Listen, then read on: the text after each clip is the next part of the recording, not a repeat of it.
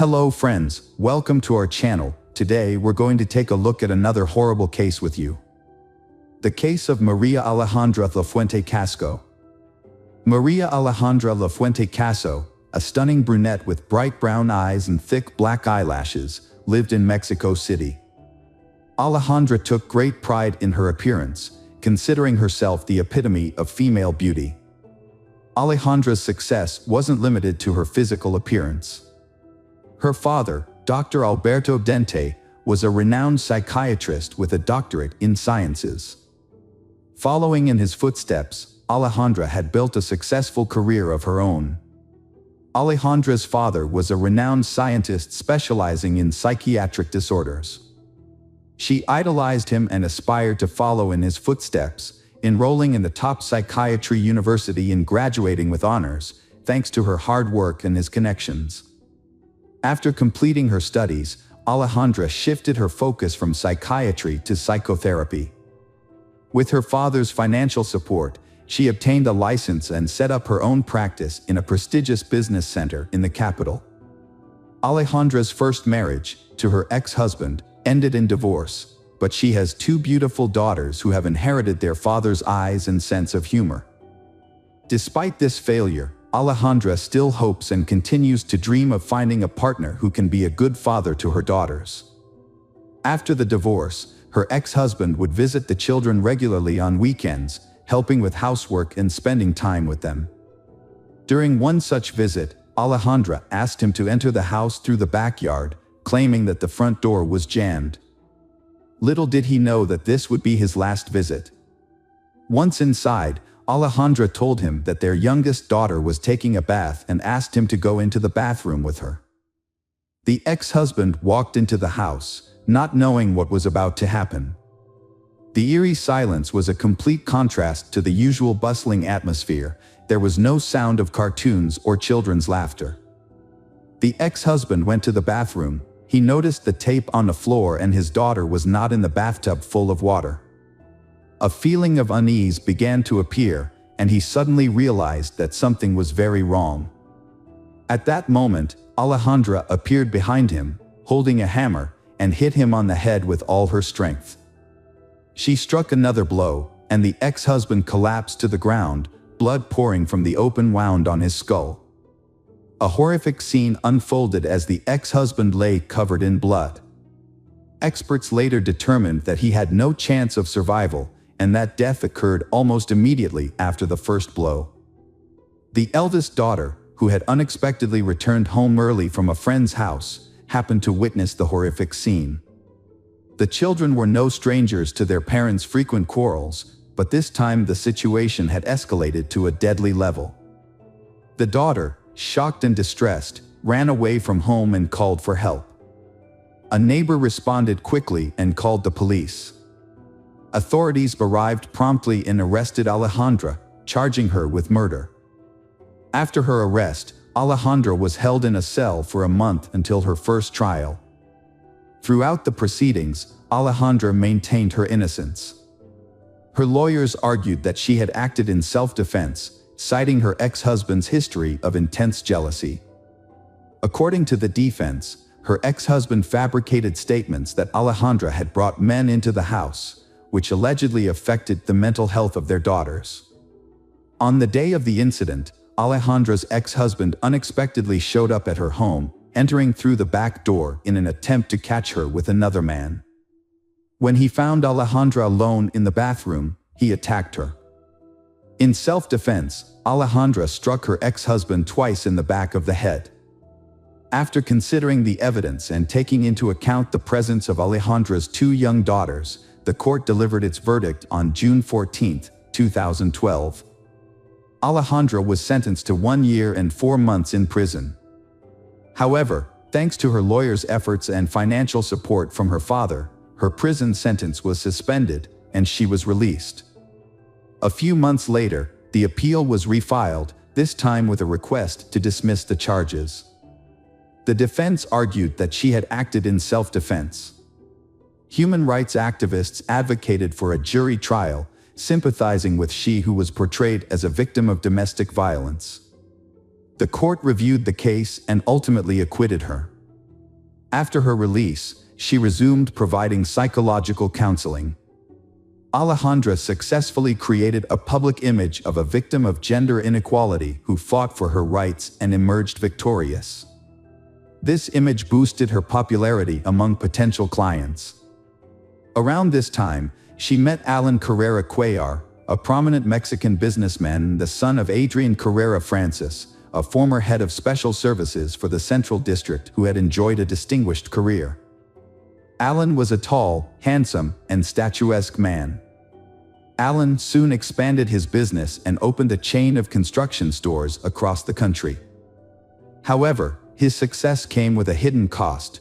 Part of his business was connected to organized crime, and this fact was kept hidden from most people. Unfortunately for his family, his involvement in financial fraud eventually came to light, resulting in his father losing his job. As it turned out, Alan had a significant stake in a criminal organization that smuggled psychotropic substances into the United States. The group operated from a base in a border town, where they were protected by corrupt police officers. This organization controlled a portion of the South's psychotropic substance trafficking. Alan's father was eventually linked to his son's crimes and was forced to cooperate with the authorities, giving a statement that incriminated him. He was initially sentenced to 20 years in prison but was unexpectedly released from prison on July 18, 2000, after being enrolled in a witness protection program. Alan was always surrounded by women, but he had been in love with a classmate since childhood, whom he eventually married. The marriage was brief but happy, and they had a beautiful daughter. However, Alan's frequent absence from home due to work led to their divorce. He found it extremely difficult to part with she he had loved since high school. Subsequent relationships brought him no joy, and the loneliness and sadness led him to gradually develop a drinking problem. Alan struggled with chronic depression and developed an alcohol addiction, which led to a destructive habit.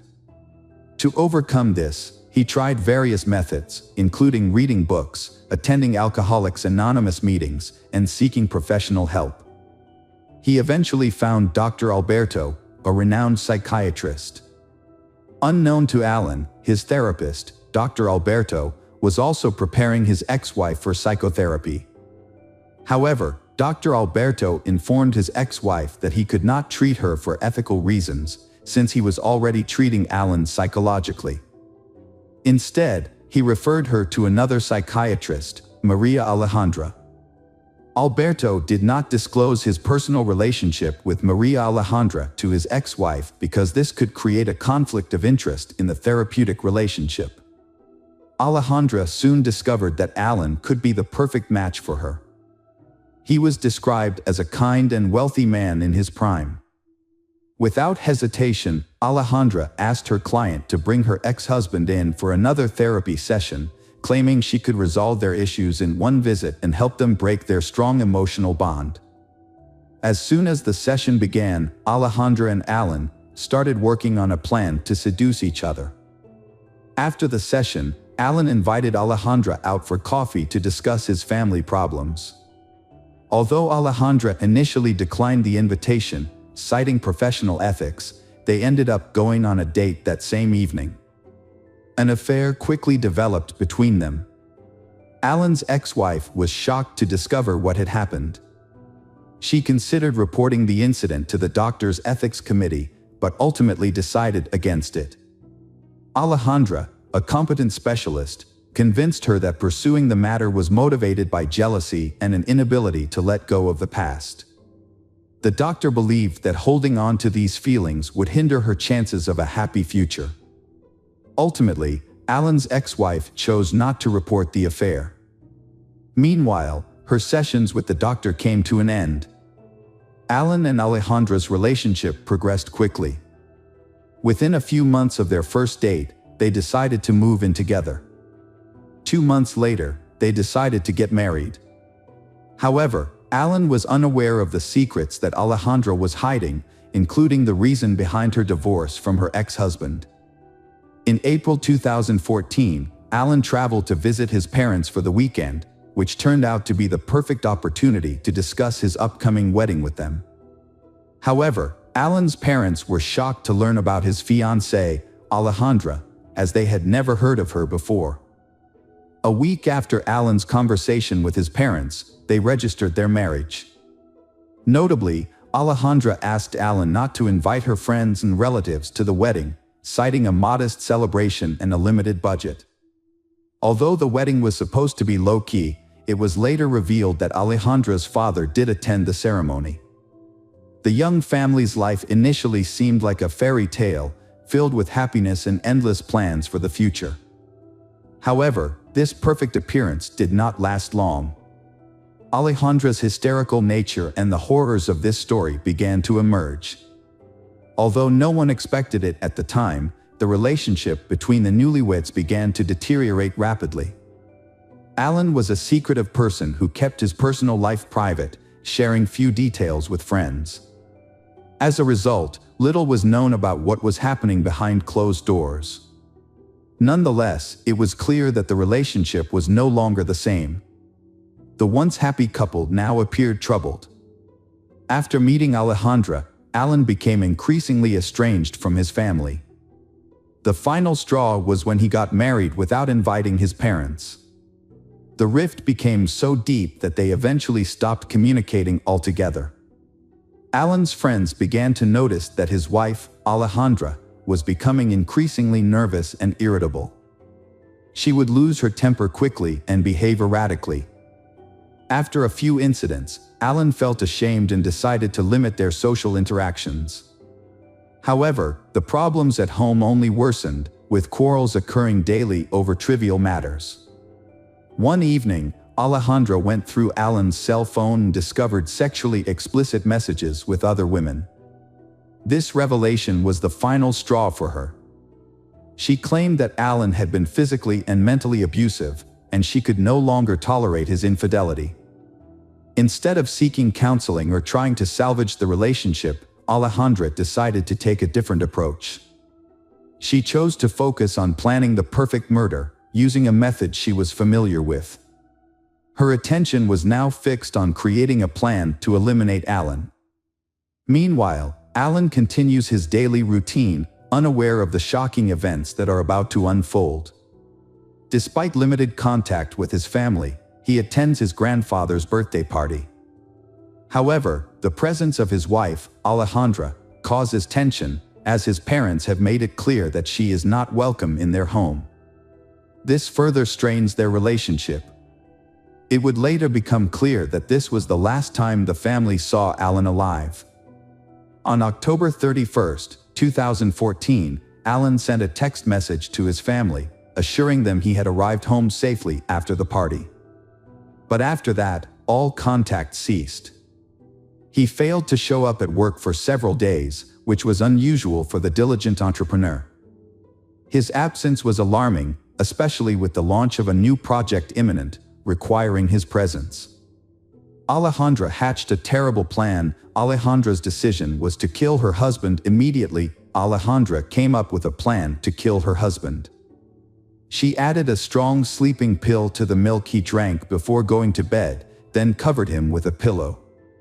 When he passed out, she was faced with the challenge of disposing of his body, something she had no time to plan.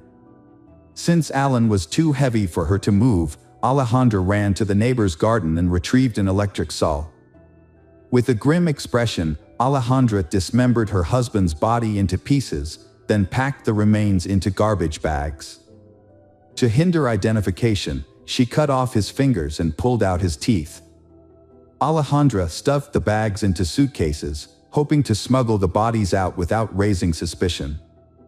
However, her plans were foiled when an elderly neighbor, who suffered from insomnia, watched her from her window as she attempted to leave her home with the suitcases in the early hours of the morning. The neighbor became concerned about Alejandra's early departure and her unusual behavior, as she kept looking around nervously.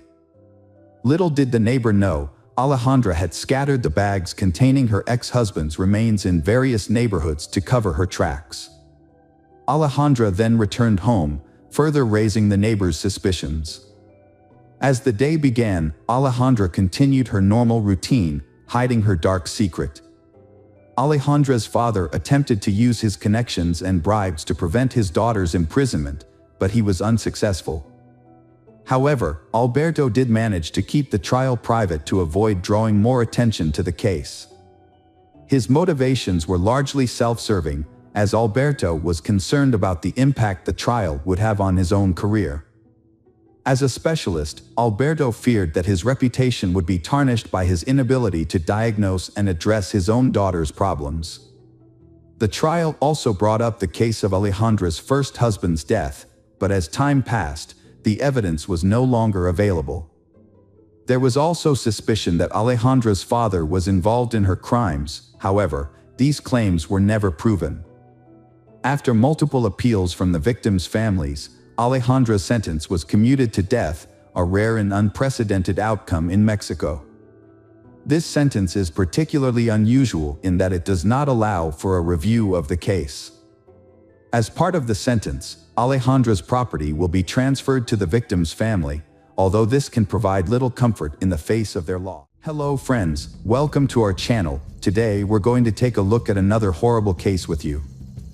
The case of Lindsay Wilson. Lindsay Wilson was a kind and loving young woman. Lindsay had a deep-seated need for connection and love. Her major misstep was that she misjudged her partner and invested herself in their toxic relationship. Lindsay was 17 when she found out she was pregnant. Growing up in a loving and supportive family, she had never expected to become a mother so young. Although she was emotionally mature. What made it even more difficult was that her boyfriend, whom she had been dating since she was 13, abandoned her as soon as he learned he was going to be a father. His sudden departure left Lindsay feeling both upset and scared. Lindsay was all too familiar with the physical and financial strains of motherhood. Her family, the Wilsons, were loving and close-knit, but they had often struggled to make ends meet. Despite their financial challenges, Lindsay's parents had always worked hard to provide for their children.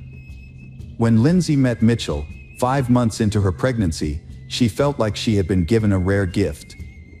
Mitchell, who was 20 years old at the time, was attentive, caring, and gentle. What impressed Lindsay most was that her pregnancy didn't deter him. Instead, he was eager to be involved and supportive. Mitchell told Lindsay that he had fallen in love with her at first sight and wanted to spend the rest of his life with her, raising her child as his own.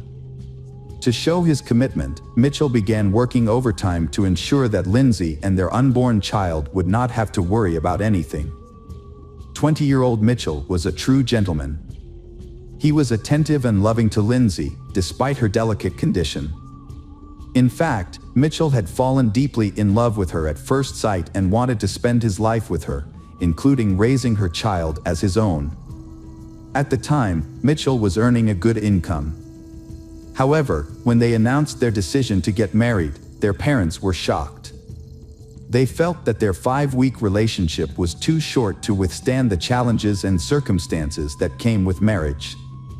Despite their concerns, Lindsay's relatives noticed a positive change in her since being with Mitchell. She had regained her cheerfulness and good health. However, some of them found Mitchell's behavior to be a bit insincere. Nevertheless, no one interfered with their decision to get married, and instead chose to keep their doubts to themselves. The wedding took place in August 1995, surrounded by a small, intimate group of family and friends, mostly from the bride's side. The groom's side was noticeably underrepresented, with only his parents, a brother, and 2 friends in attendance. Despite the celebratory atmosphere, Lindsay's relatives couldn't shake off their uneasy feelings about the union. However, Lindsay herself was over the moon, believing she had found her perfect match. As the evening wore on, their happiness was short-lived. A disagreement erupted, and the newlyweds' argument played out in front of their guests. The reason for Mitchell's outburst seemed trivial, and his reaction was disproportionately intense. The situation escalated, with Mitchell grasping Lindsay's hand and violently shaking her, leaving everyone in attendance stunned and uncomfortable. Mitchell appeared agitated and threatening, causing concern. When he calmed down, He apologized to everyone and made light of the situation, attributing his behavior to holiday stress. Although Lindsay didn't think much of the incident at the time and soon forgot about it, it was actually one of the warning signs of their toxic relationship. After getting married, Mitchell and Lindsay moved into an apartment in Southport, away from their parents. They started their life together and soon welcomed a baby girl named Robin. However, Lindsay soon discovered that her husband had a volatile temper, which cast a shadow over the joy of their new family. Mitchell's moods were unpredictable. One moment he was happy and joking, and the next, he would become aggressive and unreasonable. She thought she was maintaining a delicate balance at home, but in reality, she was giving in to his control. He dictates her every move and gets angry if she misses a phone call or doesn't pick up. Their arguments often ended with Mitchell begging for forgiveness and declaring his love. For a while, it seemed that peace had been restored, but their cycle of arguments became more and more intense. Lindsay struggled to recognize who she once loved. She frequently shared her concerns with her relatives, who urged her to leave the relationship and end her suffering. However, Lindsay found it difficult to acknowledge her mistake and admit defeat. Lindsay's relatives noticed that she often dwelled on memories of the past. Whenever her husband promised to change and return to his gentle and caring ways, Lindsay wanted to believe him and waited for him to fulfill his promises. Meanwhile, Mitchell's controlling behavior intensified. He restricted Lindsay's freedom, forbidding her from going out alone in the evenings and eventually requiring her to be accompanied by him at all times. Despite his possessiveness, Mitchell was seen with other women, sparking Lindsay's suspicions of infidelity. Lindsay confided in her older sister about her concerns, sharing an incident where a woman visited their home, unaware that Mitchell was married. This revelation led to another argument, which escalated into physical violence. Physical abuse gradually became a part of Lindsay's life. To control her and protect his reputation, Mitchell started limiting her interactions with others. He began by restricting her contact with neighbors, friends, and acquaintances, and eventually with her family. Lindsay, unhappy and fearful of being caught and punished, tried to secretly maintain contact with her loved ones. Despite the problems in their relationship, Lindsay stayed with Mitchell. One reason was the comfortable life he provided. He had a good income, supported her and their child, and paid the bills, leaving her without any financial worries. Lindsay's life changed dramatically when she found herself pregnant again. Although her husband, Mitchell, was a good father to her daughter from a previous relationship, she felt that having another child would be unwise in their current circumstances. She decided to have an abortion. When Mitchell found out about her decision, he became furious and verbally and physically abused her. Lindsay packed her belongings and took her daughter to her parents' home. Her family was relieved to see her. At first, Lindsay was happy to be apart from her husband, Mitchell. But over time, she started to miss him. Mitchell, eager to win her back, would call her constantly, begging her to return. Despite initial reservations, Lindsay was eventually won over by Mitchell's claims that he had changed. Everything seems to be back to normal. They are even looking forward to another child. However, their happiness was short-lived. After 6 months, Mitchell's violent temper flared up again. Although he didn't harm Lindsay, who was pregnant at the time, he unleashed his fury on their apartment. He smashed furniture, ripped doors off their hinges, and damaged the walls.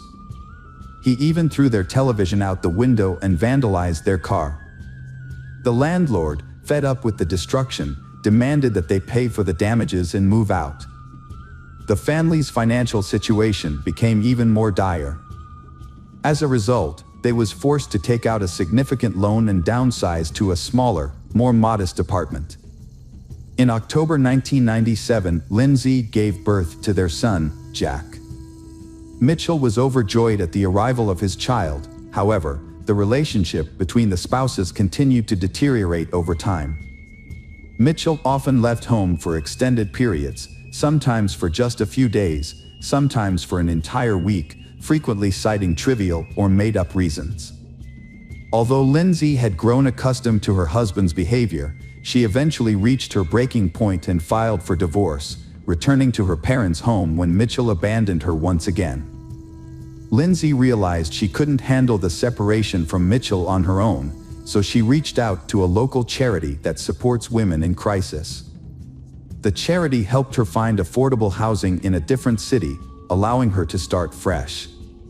However, she was worried that Mitchell would find out her new contact information, so she took steps to protect herself. When Mitchell began making threats, she took it a step further and got a restraining order from the police. With the help of a therapist, Lindsay started rebuilding her life. She kept a journal to document her experiences, intending to use it as a warning for her children in the future, so they wouldn't make the same mistakes she did. The journal entries supported what her relatives had said about the problems within the family. Unfortunately, despite her efforts to stay hidden, Mitchell eventually discovered her phone number and began calling her constantly, demanding to see their son. Lindsay, now free, soon felt lonely and couldn't resist her ex's persistence. They started talking and seeing each other again, eventually moving back in together. Ashamed of her weakness, Lindsay kept this a secret, but it eventually came out. Her relatives and friends were shocked and disappointed by her reunion with he they considered a tyrant, and they couldn't understand why she had taken him back. Her relatives continued to dislike Mitchell and cut off most communication with him. Despite their efforts to help her, Lindsay repeatedly returned to the abusive relationship. As a result, her loved ones eventually gave up trying to save her, accepting the situation and distancing themselves. This time, however, Lindsay's decision would prove to have devastating consequences. After Lindsay disclosed her situation, a social worker began monitoring the young family. However, the social worker reported that she had been unable to contact Lindsay for several weeks. Every time she visited the home, Lindsay's husband, Mitchell, would answer the door, and he was also the first to answer any phone calls. Despite the social worker's repeated requests to speak directly with Lindsay, Mitchell would make excuses and prevent her from doing so. The social worker would leave her contact information, but Lindsay never returned her calls. The social worker became concerned for Lindsay's safety and requested a welfare check. When law enforcement responded to the report and visited the address, they too were unable to speak with Lindsay. Mitchell claimed that he had not seen his wife at home for a long time, but he did not consider her missing. Mitchell said that Lindsay participated in a party with a friend on Christmas Eve, returning home early in the morning somewhat intoxicated. This led to an argument with Mitchell. Following the argument, Lindsay packed her belongings and left without saying goodbye to the children.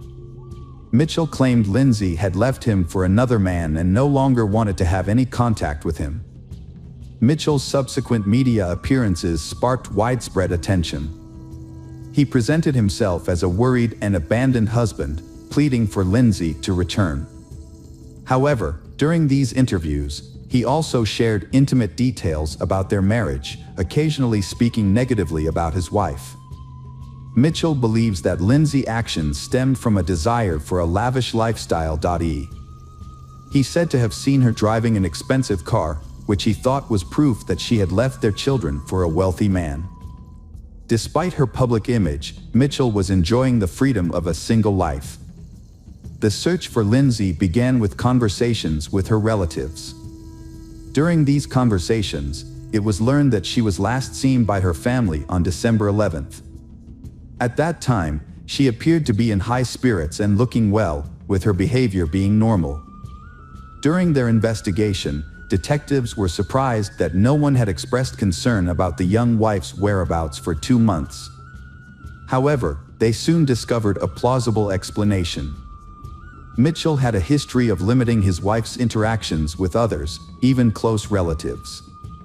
In the past, her family had difficulty staying in touch with her due to Mitchell's controlling behavior, which made it more believable that Lindsay had intentionally kept a low profile for an extended period.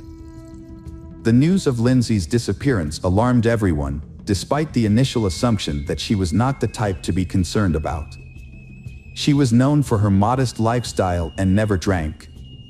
Additionally, her husband had restricted her from having any contact with the outside world, including friends and acquaintances.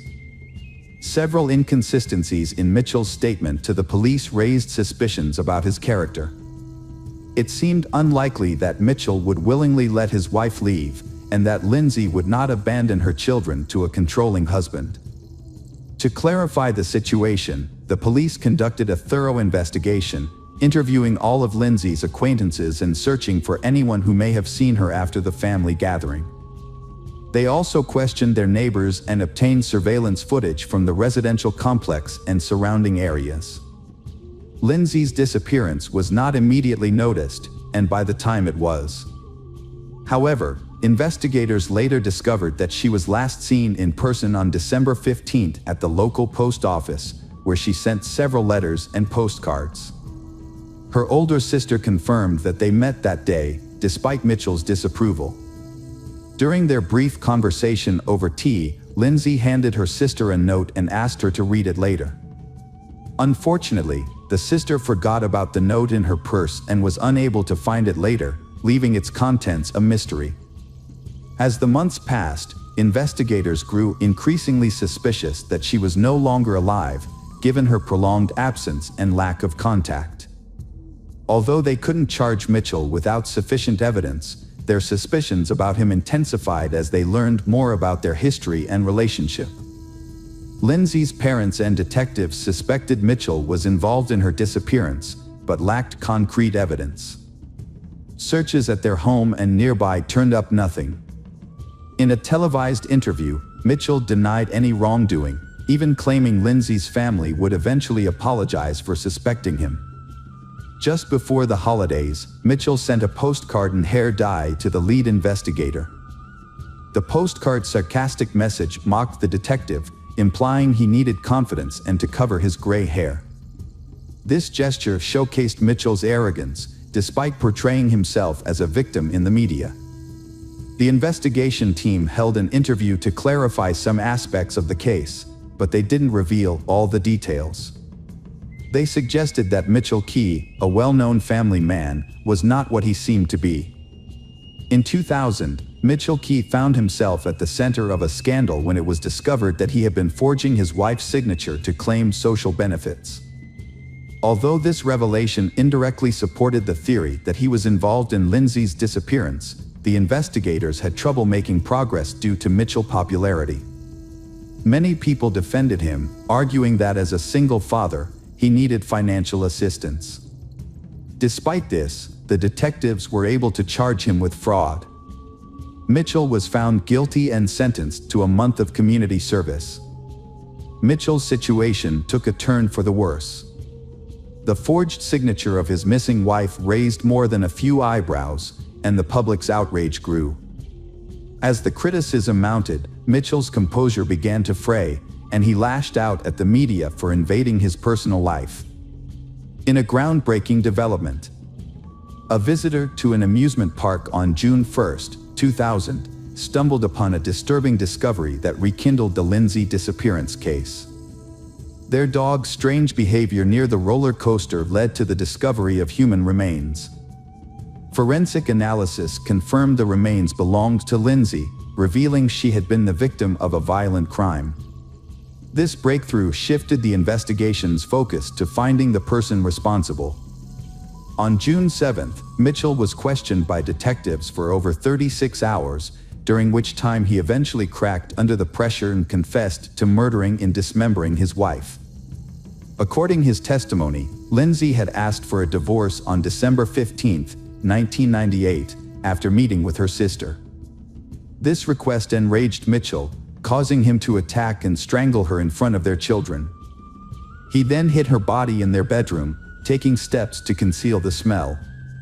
Realizing he needed help to dispose of the body, Mitchell turned to his brother Elliot, a butcher, for assistance. Although Elliot was initially hesitant, Mitchell eventually convinced him to help. While their children played in the next room, the brothers dismembered Lindsay's body and later scattered her remains throughout the city. The murderer showed no remorse or empathy during his confession. Instead, he seemed to take pride in his actions, saying that without his confession, they would never have been able to prove his guilt. He then led the authorities to the locations where he had hidden the victim's body parts. Unfortunately, her head and one hand were never found. The forensic examination confirmed that all of those of Lindsay, leaving no doubt about Mitchell's guilt. The trial of the Mitchell brothers took place in January 2001 and was a relatively straightforward process. Mitchell was found guilty of first-degree murder and received a life sentence with the possibility of parole after 17 years. A court-appointed psychiatrist observed that Mitchell displayed classic characteristics of a narcissist with sadistic tendencies. Elliot, Mitchell's brother, was sentenced to 7 years in prison for his role in covering up the crime. Lindsay's children were taken care of by her grandparents, who gave them their last name. 3 months after the sentence, the Wilson family faced another tragedy when one of Lindsay's older brothers, unable to cope with the loss, took his own life in the family's attic. In his goodbye note, he expressed his desire to reunite with Lindsay, saying he saw no point in living in a world he considered cruel. As of 2017, Mitchell Key, Lindsay's murderer, became eligible for parole, but as of January 2023, his parole requests have been denied 3 times. Hello friends, welcome to our channel. Today we're going to take a look at another horrible case with you, the case of Brianna Marie Schneller. Brianna Marie Schneller was an 18-year-old with a vibrant personality who loved Mexican food, music, dancing, and roller coasters. She was an exceptional student, and ranking as the top student at Everest High School in Washington, according to her parents, Craig and Lori Schneller. Brianna had a promising future ahead, with a trip to Tennessee planned for the summer and a notable achievement as the only student in Wisconsin to qualify for a national competition in professional and technical fields. Brianna's passion was to pursue a career in restaurant management and eventually start her own business in the food service industry. To gain experience and skills, she worked part-time at El Mezcal restaurant in Rib Mountain. Those who knew her, including friends, colleagues, and customers, described her as kind and responsive. Brianna's life was on the verge of 2 major events: her graduation and her wedding to her 22-year-old fiancé, Sebastian Ramirez. Brianna's parents initially disapproved of her relationship with Sebastian due to their age difference and concerns that she was growing up too quickly. However, after getting to know Sebastian better, they began to trust him and saw that he genuinely loved Brianna and had serious plans for their future together. They eventually moved in together, sharing an apartment on 12th Avenue in WoW with Sebastian's 19-year-old younger brother, Hugo. To outsiders, it seemed like the 3 of them got along well and lived harmoniously, burning the envy of many for their close friendship. Sebastian and Hugo supported Brianna's interests and also worked with her at a local restaurant called El Tequila Salsa. It's likely that this is where Sebastian and Brianna first met. Despite their seemingly perfect life, tragedy struck on May 2, 2009. The day began like any other, with Sebastian waking up early and trying not to disturb Brianna, who was still sleeping peacefully beside him. It was a day off from school, and she had no reason to wake up early. Brianna woke up while her boyfriend was in the shower. They exchanged affectionate greetings and discussed their plans for the day. Meanwhile, Sebastian tried to rouse Hugo, who had returned home early that morning after a late-night party. Hugo was clearly hungover. After Sebastian left for work, which was just a short walk away, his younger brother followed suit. Brianna was left alone in the apartment. Later, Hugo was feeling unwell. His hangover was severe, and he was struggling to concentrate. He decided to take an early lunch break and headed home to rest. When he arrived at the apartment, everything seemed normal at first. However, As he entered his brother's room, he noticed that it was in disarray. Brianna was lying on the floor, unresponsive. Hugo rushed to her side and asked what was wrong, but she didn't answer. At first, he didn't notice the blood. Hugo discovered a horrific scene when he removed a towel covering a woman's face. Her severe injuries had left Hugo almost unrecognizable, and he was utterly shocked and overcome with grief at the sight of her. Despite his distress, he knew he had to act quickly and ran to his neighbor's apartment on the floor below for help. The neighbor, a woman, called emergency services at 1:30 p.m., who was too distraught to speak clearly. The emergency operator received the call and was told that she was the girlfriend of Sebastian. She was lying on the floor, severely injured with cuts all over her body and a badly disfigured face. The operator was informed that she showed no signs of life. Police and paramedics rushed to the apartment building after receiving a call.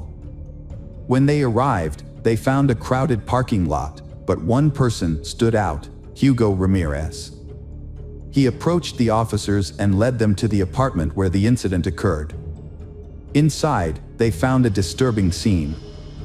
Brianna's body was severely injured, with deep stab wounds on her chest, neck, and wrist. Hugo was visibly shaken and could barely speak as he led officers to the apartment. He simply pointed to Brianna's body, and the officers took note of the scene. The officers asked Hugo to leave the room so that forensic specialists could begin their examination. The specialists observed that the blood on the floor had already started to dry, suggesting that Brianna's body had been there for some time. It was clear that she had tried to defend herself, as evidenced by the defensive cuts on her arms. However, the attacker had overpowered her, leaving behind a crime scene with a significant amount of evidence. The forensic team found several key pieces of evidence, including a bloody iron on the floor, which appeared to have been used to strike Brianna's face. The iron was broken, with pieces scattered nearby. 2 knives were found in the bathroom sink, one of which was missing its sharp tip. Blood was also found on the soap, suggesting that the attacker had washed their hands after the crime. However, the most notable piece of evidence was a bloodied shoe print on the carpet, which drew the investigators' attention. The investigation of the house uncovered many new details. Notably, there were no signs of forced entry, suggesting that the victim may have known her attacker or that the perpetrator had a way to enter the apartment without breaking in. Additionally, a large sum of money was found scattered throughout the apartment, consisting of bills ranging from $1 to $20. According to Hugo, this money was comprised of tips they had accumulated at work, which were carelessly left lying around. At first glance, it appeared that nothing was missing from the apartment, indicating that the attack was not motivated by robbery. This theory was further supported by the discovery of a broken knife tip in the victim's body.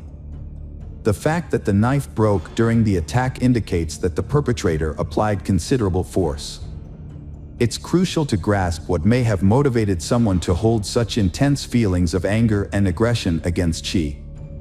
Uncovering the cause of this brutal and unprecedented attack is crucial in shedding light on the matter. Craig and Laura Schneller anxiously waited at the police station, having heard that something terrible had happened at their daughter's home. Unfortunately, they had been unable to contact Brianna, and their hearts were heavy with worry. The officers had to tell the parents Brianna that their worst fears had come true. The news was devastating. Their daughter, Brianna, had passed away. The loss of a child is one of the greatest sorrows a parent can experience, and for the Schnellers, it was a life-altering moment. To confirm the identity, the authorities showed them photographs of Brianna, but only those that clearly showed her face, as some of the other images were too graphic. After confirming the tragic news, the Schnellers were in shock. With the help of a psychologist, they were able to compose themselves and answer questions from the police. They were eager to assist in the investigation and help catch the person responsible. The Schnellers provided as much information as they could about their daughter's life, but they insisted that she had no known enemies. They also revealed that Brianna's mother had been the last person she had spoken to that morning. Her mother, Craig, took Brianna's car to the repair shop and messaged her daughter around 10 a.m. to let her know. Brianna replied to the message. The investigation shows that the tragedy occurred at a point in time that was after they sent messages to each other and before Hugo's arrival. As part of their inquiry, detectives first interviewed the Ramirez brothers, Sebastian and Hugo, questioning them separately. Sebastian, Brianna's fiancé, stated that he woke up at 9:15 a.m., had a brief conversation with Brianna while getting ready for work, and then woke up his brother, Hugo, around 10:15 a.m. Sebastian claimed he was already at the restaurant when he received a phone call informing him about the incident. Hugo's account corroborated Sebastian's, saying he left the house around 10:15 a.m., shortly after his brother. He returned home at 1:20 p.m. due to feeling unwell and wanting to rest. When Hugo found Brianna's body, his reported illness and fatigue vanished almost instantly. The events that followed were a daze. He was so shocked that he couldn't think clearly about how to respond. His mind went blank and his hands shook uncontrollably, prompting him to seek help from a neighbor. The Ramirez brothers' accounts were believable, and their distress seemed authentic. Nevertheless, the police had seen convincing performances before, so they needed concrete evidence to confirm their innocence.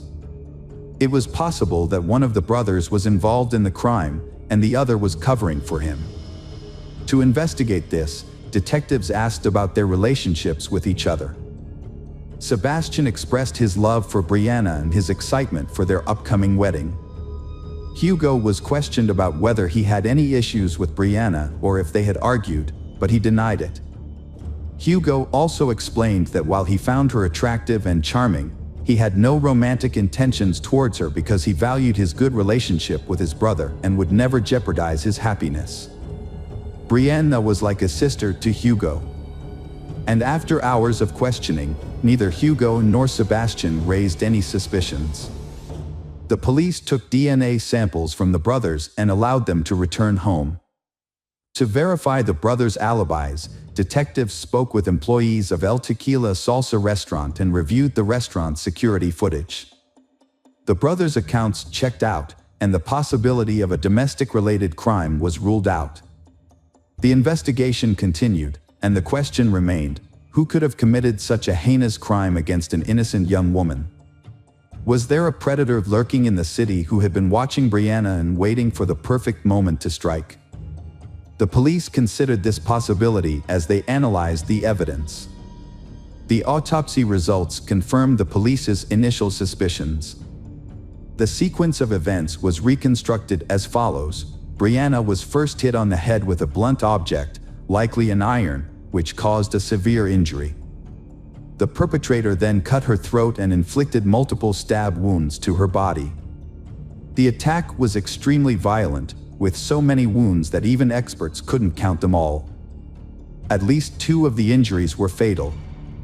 DNA from an unknown source was found under Brianna's fingernails, indicating that she struggled and resisted her attacker. Initial reports that nothing was missing from Brianna's home were later found to be incorrect.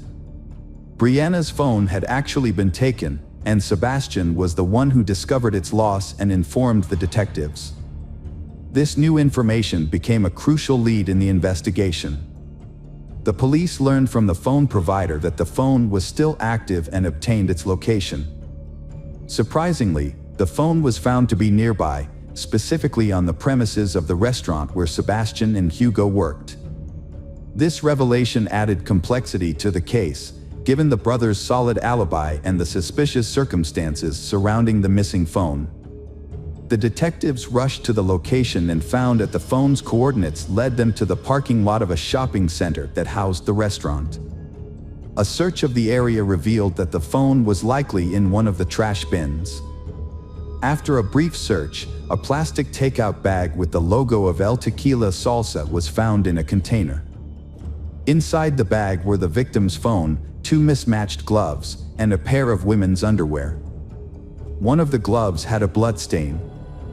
The bag and its contents were sent to the lab for further analysis, which could potentially yield fingerprints or DNA from the perpetrator. After seeing a photo of the bag's contents, Sebastian identified his girlfriend's underwear.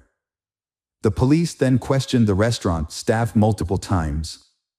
On May 5th, they asked everyone to provide a DNA sample and checked for any scratches or injuries. They also carefully reviewed all the surveillance footage, both inside and outside the building and nearby businesses. The police had a challenging task to figure out who had thrown away the bag. A kitchen worker initially caught the investigators' attention because he arrived late to work after Brianna had already been found lifeless. However, he had a solid alibi. He had been pulled over for speeding on his way to the restaurant. Reviewing the security footage was crucial to the investigation, which led them to another suspect, Raul Ponce Rocha, the 24-year-old kitchen manager. On the day of the crime, Raul left the building at 10:18 a.m. wearing a brown hoodie and returned 35 minutes later, at 10:53 a.m., without it. When questioned, Raul explained that he had gone to pick up his friend Luciano, a dishwasher at the restaurant, who lived in the same building as Brianna and her colleagues. Raul claimed the trip took about 20 minutes, but there was a 15-minute gap in his timeline that he refused to explain. Luciano corroborated Raul's story, stating they drove straight to work without stopping. Nevertheless, the detectives remained skeptical about the unaccounted 15 minutes and Raul's suspicious behavior. Raul Ponce Rocha, the manager of El Tequila Salsa, had raised suspicions due to the cuts on his hands, which he claimed were from working with knives. However, there was not enough evidence to detain him at that point. Further investigation revealed that on May 2nd at 1:16 p.m., a single employee had exited the back door of the restaurant, and at the same time, only one person had approached the trash bins. This led to the quick identification of the suspect, who was surprisingly Raul Ponce Rocha, not Sebastian or Hugo Ramirez as initially suspected. A search warrant was obtained for Raul's home, and the search uncovered some peculiar items. Under his mattress, investigators found 4 pairs of women's underwear, several adult videos, a brown hoodie, and a glove similar to the one found in the trash bin. On the same day, Raul's DNA samples were sent for comparison with those found on the plastic bag, and a strand of female hair found on his clothing was also analyzed. All the evidence pointed to Brianna. It was only a matter of time before the test results confirmed the match. Raul was eventually arrested on suspicion of first-degree murder. Sebastian was stunned when he learned that a suspect had been identified in the brutal crime. He had trouble believing that his co-worker, Raul Ponce Rocha, could be capable of such a heinous act. What motivated Raul to commit this crime, especially since he barely knew Brianna? Sebastian's impression of Raul was that he was a friendly and harmless person. The mystery began to unravel in 2011 when Raul stood trial. Despite a lengthy investigation, Raul consistently denied any involvement in the crime and never admitted guilt. However, the prosecution presented strong evidence that contradicted his claims. Raul's DNA was found on several key pieces of evidence, including the iron, knives, a plastic bag, and its contents, as well as under Brianna's fingernails. A shoe print at the crime scene also matched Raul's shoes. The evidence pieced together the events of May 2, 2009. On his way to work that day, Raul passed by Brianna's house, a place that had long fascinated him. Assuming she was out, since her car was not in the driveway, he took advantage of the opportunity to break into her apartment and take what he wanted. Raul had a disturbing habit of collecting women's underwear, with evidence found hidden under his mattress. On the day of the incident, Raul left work, supposedly to pick up his friend Luciano, but instead entered Brianna's apartment without warning. He easily gained entry, suggesting he may have had a key, and went directly to Brianna's room, where he began rummaging through her belongings. When Brianna confronted him, Raul was likely caught off guard and feared being recognized. Panicked, he grabbed the nearest object, an iron, and used it to strike her. He then escalated the violence by slashing her throat with a knife and inflicting multiple other injuries. The investigation found that the killer appeared to take pleasure in the brutal act, as evidenced by the numerous and excessive wounds inflicted on the victim. The attacker also used multiple knives during the assault. After committing the crime, Raul attempted to cover his tracks by washing his hands and removing his jacket, which was likely stained with blood. He then calmly returned to work, pretending nothing had happened, and drove Luciano to the restaurant as planned. Raul took advantage of the lunch break to dispose of the evidence bag in a trash bin, which was captured on the kitchen's video recordings. Before the trial, Raul admitted to meeting with Brianna but claimed he didn't kill her. However, he suspected someone else might have and named a former restaurant employee. Raul stated that he saw this acquaintance, Sergio, at Brianna's house on the day she died. This confirmed that Raul had indeed entered the Ramirez apartment. However, when Raul left, Sergio stayed behind and had an argument with Brianna. Raul's statement raised more questions and led to further investigations. The authorities verified the information and managed to contact Sergio, who was abroad at the time. Sergio appeared at the trial and testified that he was not involved in Brianna's death. He proved that he was not in the country on the day of the crime, as he had left weeks earlier to care for his ill father in Mexico. It became clear that Raul had hoped to falsely accuse Sergio and create doubt among the jurors. However, his plan failed, and Raul's actions showed that he had no qualms about accusing an innocent person of a heinous crime, and he felt no remorse for his actions. The trial of Raul Ponce Rocha drew a large crowd, including Brianna's family members and her friends Sebastian and Hugo. The young men struggled to keep their emotions in check, prompting officers to intervene multiple times to restore calm. In the end, Raul was found guilty of murdering Brianna Schneller and burglary, and was sentenced to life in prison without the possibility of parole. He is currently serving his sentence at a correctional facility in Wisconsin. After the verdict, Brianna's father expressed his gratitude that justice had been served. He shared that he still keeps a Father's Day card Brianna gave him and cherishes every memory of her. Hello friends, welcome to our channel. Today we're going to take a look at another horrible case with you, the case of Ilana Frick. Ilana Christina Frick was born in September 1977 in Windsor, Ontario, to George and Anna, who had immigrated to Canada from Croatia in the early 1970s. She was the younger of two daughters, with an older sister named Caroline, with whom she was extremely close. Ilana's birth was considered a miracle by her parents. Her mother, Anna, had faced serious health complications after her first pregnancy, and doctors had told them that Anna would likely never conceive again. Anna and George made a significant effort to ensure their daughter's well-being and meet their needs, in spite of the difficulties they faced. They both worked at a car factory, striving to give Ilana and Caroline a good education and a comfortable life. Growing up, Ilana was a diligent and passionate student. She spent most of her free time reading, also found time to attend dance classes, practice gymnastics, and compete in track and field events. During her summer breaks, Ilana chose to work to help support her family, often working in cornfields and learning to manage her finances wisely. As she progressed through school, Ilana excelled in math and science, and by the time she reached high school, she had set her sights on a career in medicine. Elena graduated at the top of her high school class and was accepted into a prestigious medical university. Around the same time, she started dating Matthew Ryan, a classmate from high school who was also studying in the same department. They maintained a long-distance relationship after graduation, with Elena moving to Ottawa to pursue a residency program at the university. Matthew, on the other hand, chose to work at a local hospital and did not pursue further education.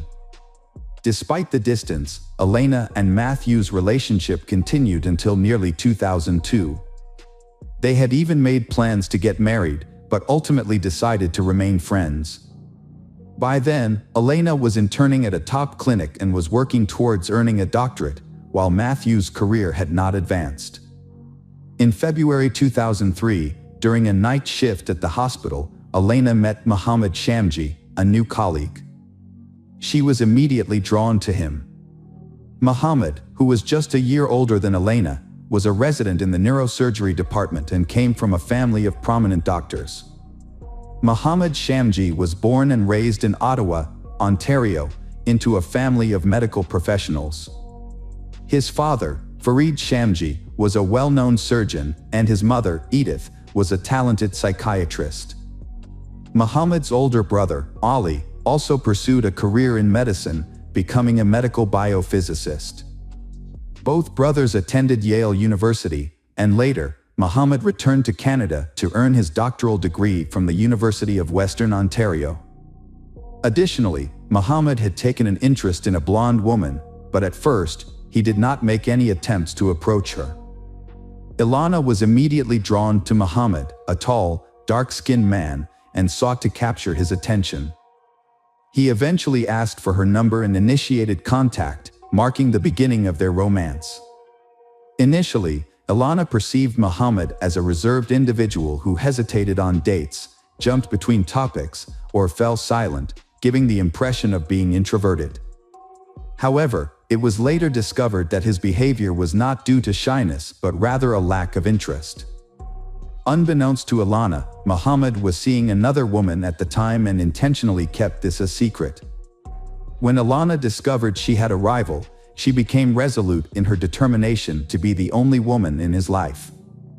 The first year of their relationship was tumultuous, with they breaking up on 3 separate occasions, rekindling. This was largely due to Ilana's persistence in pursuing the relationship. Despite her parents' awareness of the issues and their encouragement to leave Mohammed, Ilana remained resolute, convinced that she had found her soulmate.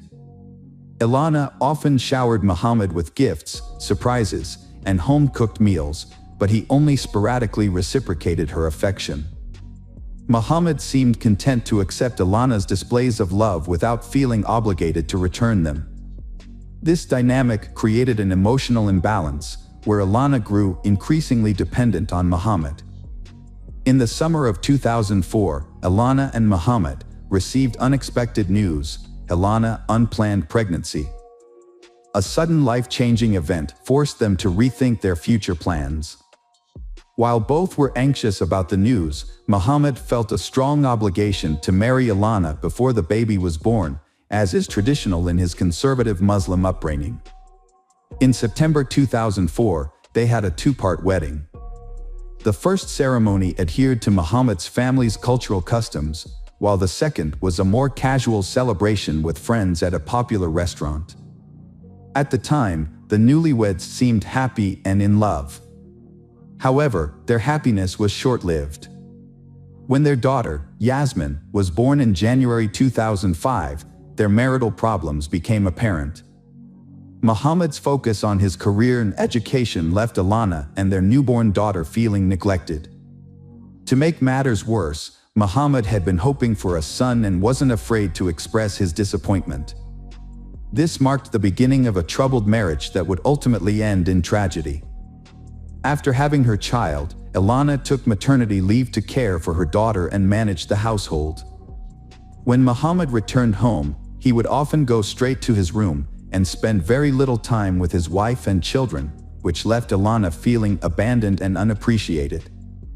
As time passed, Mohammed's behavior worsened, and he became increasingly critical and abusive. He would insult Ilana's appearance, refuse to eat her cooking, berating and insulting his wife. Despite her growing unhappiness, Ilana chose not to confide in anyone, including her close friends and parents, about her marital problems. However, one day, while Ilana was on the phone with her mother, Mohammed returned home in a bad mood and began berating Ilana in front of her mother. Ilana's mother tried to defend her, but Mohammed shifted the blame onto Ilana, claiming she was responsible for their troubled marriage. Ilana's mother advised her to end the relationship with Muhammad and file for divorce, but Ilana declined, hoping that she could still salvage the marriage. Unfortunately, Muhammad's actions worsened, and he started physically harming Ilana on top of the verbal abuse she had already been enduring. The situation reached a boiling point in the summer of 2005 when Muhammad punched Ilana in the face, breaking her nose. Fearing for her safety and that of her child, Ilana fled to friends and reported the incident to the police, finally deciding to end the marriage and leave Muhammad for good. Muhammad surprisingly begged his wife, Ilana, to come back, vowing to never physically abuse her again or even raise his voice. He promised that their family life would be perfect and he would control his temper. However, Muhammad's sudden change of heart was motivated by self-interest. As a young neurosurgeon, he was about to start at Duke University, working towards his doctorate, and a criminal conviction would ruin his promising medical career. Muhammad's primary concern was his own future, but he successfully convinced Ilana to drop the charges against him. She even agreed to follow him to North Carolina, where he would pursue his studies. Ilana's loved ones were confused when she didn't leave her husband despite the difficulties she was facing. Instead, she moved to another country with Muhammad. When they encouraged her to reconsider, she stood her ground. When the family settled in the US, life appeared more tranquil for a time. Muhammad earned a highly competitive spot in an elite engineering program. Meanwhile, Ilana joined Duke University on a full tuition scholarship. Their relationship grew stronger and became more confident in their decision to have more children. After the arrival of their daughter Fiza, they welcomed another child. Unlike their son's relatively smooth birth, Fiza's delivery was more challenging. The new addition to the family brought immense joy, and they felt grateful for their family growing closer. What secrets lay hidden behind the perfect facade of this family? In the late summer of 2009, Ilana and her husband, along with their children, returned to Ottawa, Canada, and settled back into their home. Ilana, however, soon ended her maternity leave and secured a job as a family doctor at a renowned hospital, quickly building a solid reputation. Her husband, meanwhile, juggled work, studies, and teaching at a university. As social media gained popularity in the late 2000s, they started a personal blog that portrayed them as an ideal family. They shared photos of their vacations, accomplishments in science, and luxury lifestyle, complete with a lavish home. They even posted about attending prestigious conferences and trendy resorts. To outsiders, they seemed like a happy, successful, wealthy, and deeply in love couple with no problems. However, this perfect image hid a dark reality. Behind closed doors, Muhammad continued to exert strict control over Ilana. He monitored her interactions, dictated what she wore, and even checked her email and social media accounts. He openly criticized her appearance, style, and parenting methods, leaving Ilana feeling silent and trapped.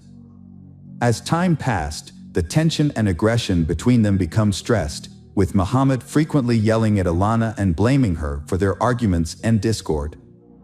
In 2011, a prestigious medical center in Calgary offered a talented neurosurgeon, Muhammad, a fellowship in spinal surgery. Muhammad accepted the offer and relocated to Calgary, but he had to leave his family in Ottawa because his wife, Ilana, couldn't take a leave of absence from her job for over a year. They had to manage a long-distance relationship. During one of Muhammad's visits home, their relationship faced its biggest challenge yet. While at home, Muhammad accidentally left his laptop open, and Ilana saw a message from another woman on his social media account. The content of the message implied a romantic involvement. When Ilana confronted Muhammad, he confessed to having an affair, which was a devastating blow to Ilana. Ilana's family believed that this was the final straw, and they were convinced that she wouldn't forgive Muhammad again. However, Ilana decided to give their marriage another chance. Muhammad promised to end the affair, and they decided to start fresh in Toronto, where Mohammed had secured a high-paying job. Despite this fresh start, their marital issues persisted. After their move to Toronto, Mohammed expressed his desire to have a son, and Ilana agreed to try again, hoping that a new child would bring stability to their family. In October 2013, they had a son named Marius, a long-awaited addition to their family. Despite the new baby, his behavior towards his wife remained unchanged. Over the next few years, he devoted himself to his medical career, becoming a skilled and respected neurosurgeon known for his ability to tackle complex cases that other doctors avoided. Meanwhile, the wife also advanced in her career, becoming a representative for the Ontario Medical Association. However, the tension between them began to escalate, and his behavior towards his wife became increasingly aggressive. He went beyond verbal abuse, resorting to physical violence against her. During a family ski trip, the wife suffered a deep cut on her arm that required stitches, as well as other injuries. She initially claimed that the injuries were a result of a skiing accident. However, she later confided in her best friend that the injuries were actually inflicted by her husband. Following another heated argument over his latest infidelity, Ilana discovered that her husband, Mohammed, was having an affair with a colleague. After overhearing a suspicious phone conversation, Ilana confronted him, which led to a violent outburst, and he physically abused her. A friend, who was aware of the situation, advised Ilana to end her marriage, but she refused. Her friend jokingly suggested that Ilana should retaliate by having an affair of her own. Although the suggestion was made in jest, Ilana might have considered it a viable option to get back at her unfaithful husband. During the summer of 2016, their relationship continued to deteriorate. Their children were away at camp or staying with their grandparents, leaving Ilana and Mohammed to face their marital problems alone. In a surprising turn of events, they celebrated their 12th wedding anniversary in early September, even sharing the news on social media. However, their happiness was short-lived, as they began discussing divorce just a week later. Despite his marital transgressions, Mohammed refused to acknowledge his actions as grounds for divorce, claiming that he was happy with his current situation. On the other hand, a desperate Ilana initiated an affair with a coworker who had been flirting with her, escalating their relationship turmoil. Elena found herself swept up in a new romance, feeling cherished and adored by her partner. This was a welcome change from her current situation, and she reveled in the long-absent sensation of being loved and desired. However, her personal life was about to take a dramatic turn. A fierce argument erupted in the family on November 25, 2016. Elena informed her husband that their divorce was unavoidable. The following day, she consulted with a divorce attorney and then departed for a 3-day medical conference in another city. While Elena was away, her husband, Mohammed, sent her a series of messages, begging her to reconsider and work on saving their marriage for the sake of their children. Elena returned home on November 30th and made a final phone call to her parents. Although her voice betrayed some anxiety, she reassured them that everything was okay. Unbeknownst to her family, Elena had attempted to call the police that evening, but in her distress, she accidentally misdialed the number, leading to a devastating outcome.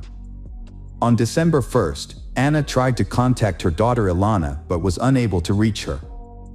Concerned, Anna called her son-in-law Mohammed to ask what was wrong. Mohammed claimed that Ilana had packed her bags in the middle of the night and left him and their children to be with her lover.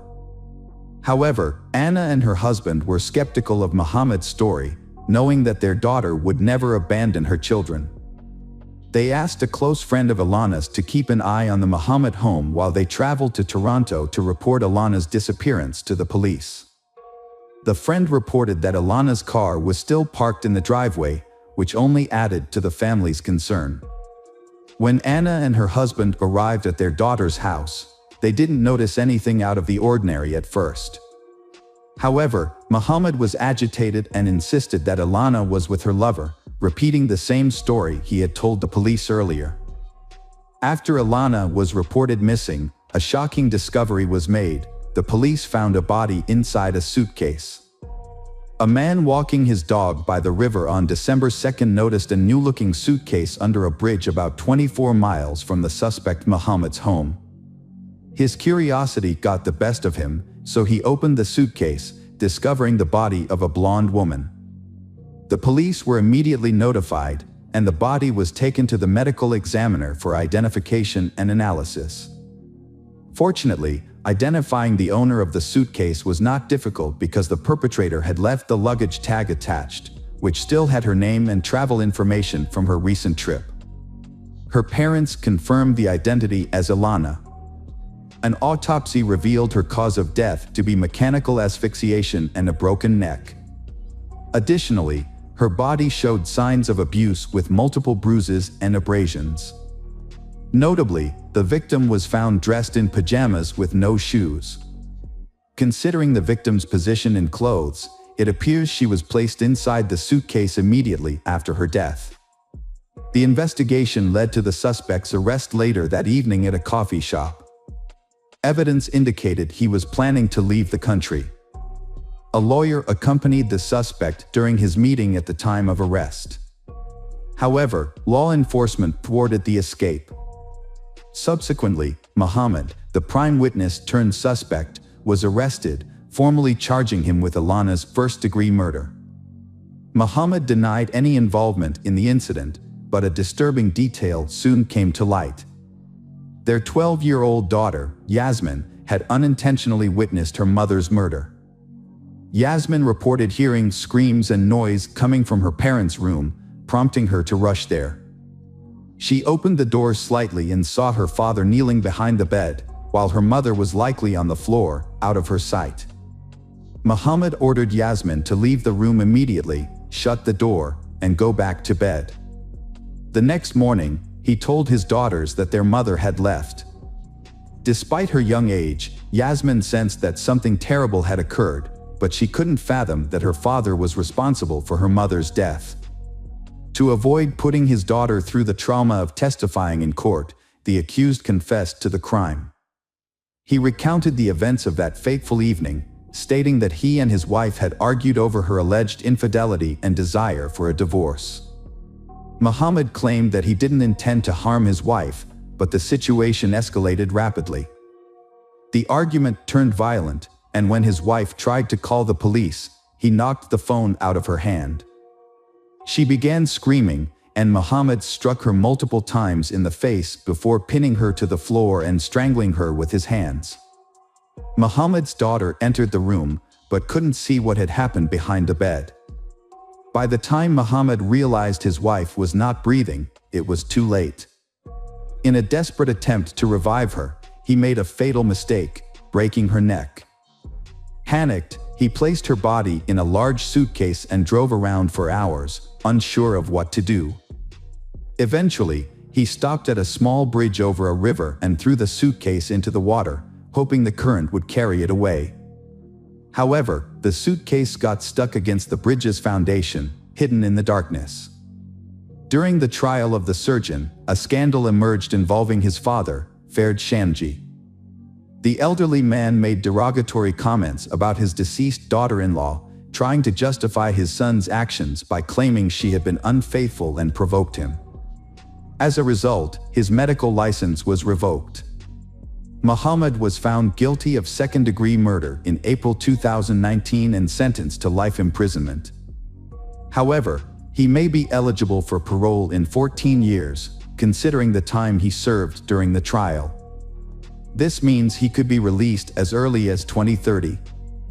Additionally, Muhammad was prohibited from contacting his children or his wife's parents and was ordered to pay them a substantial amount of compensation. His medical license was also permanently revoked, preventing him from practicing medicine or teaching again. The children who have lost their parents are now being cared for by Alana's parents. Hello friends, welcome to our channel. Today we're going to take a look at another horrible case with you, the case of Lindsay Cutshall. Lindsay Cutshall was born in 1982 in the small town of White Eyes, Ohio, to a devoutly Christian family. Her father was a pastor, and she was raised with strong religious values. Despite her strict upbringing, Lindsay was an adventurous and active child who enjoyed sports and later developed a passion for hiking and extreme tourism.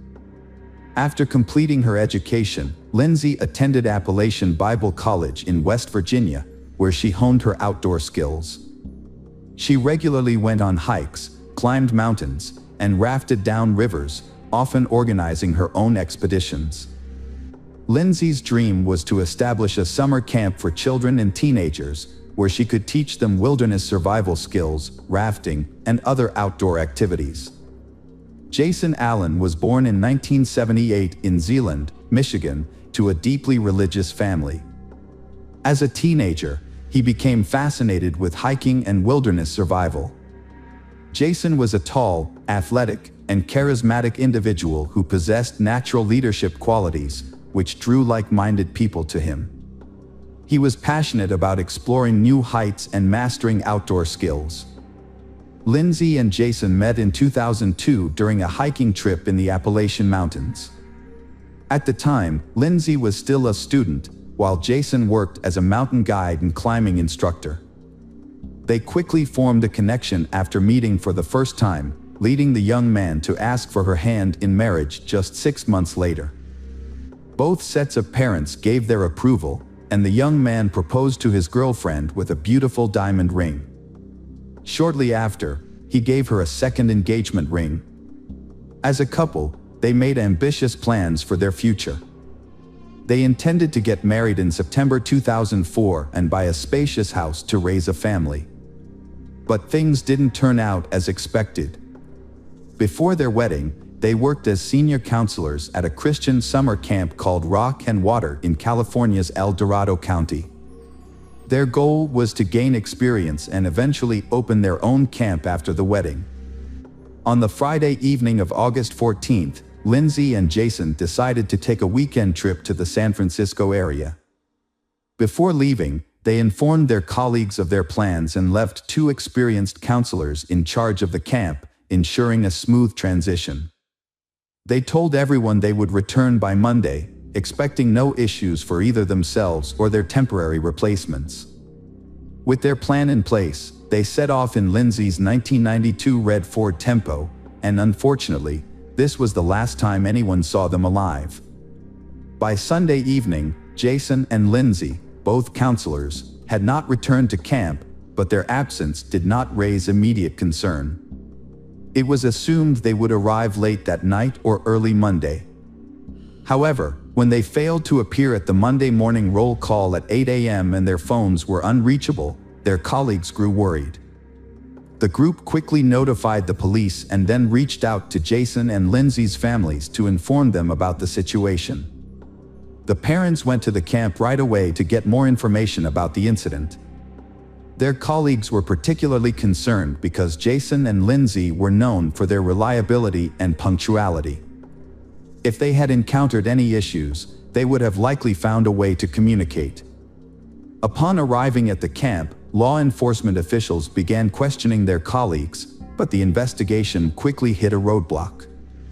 No one knew exactly where Jason and Lindsay had gone.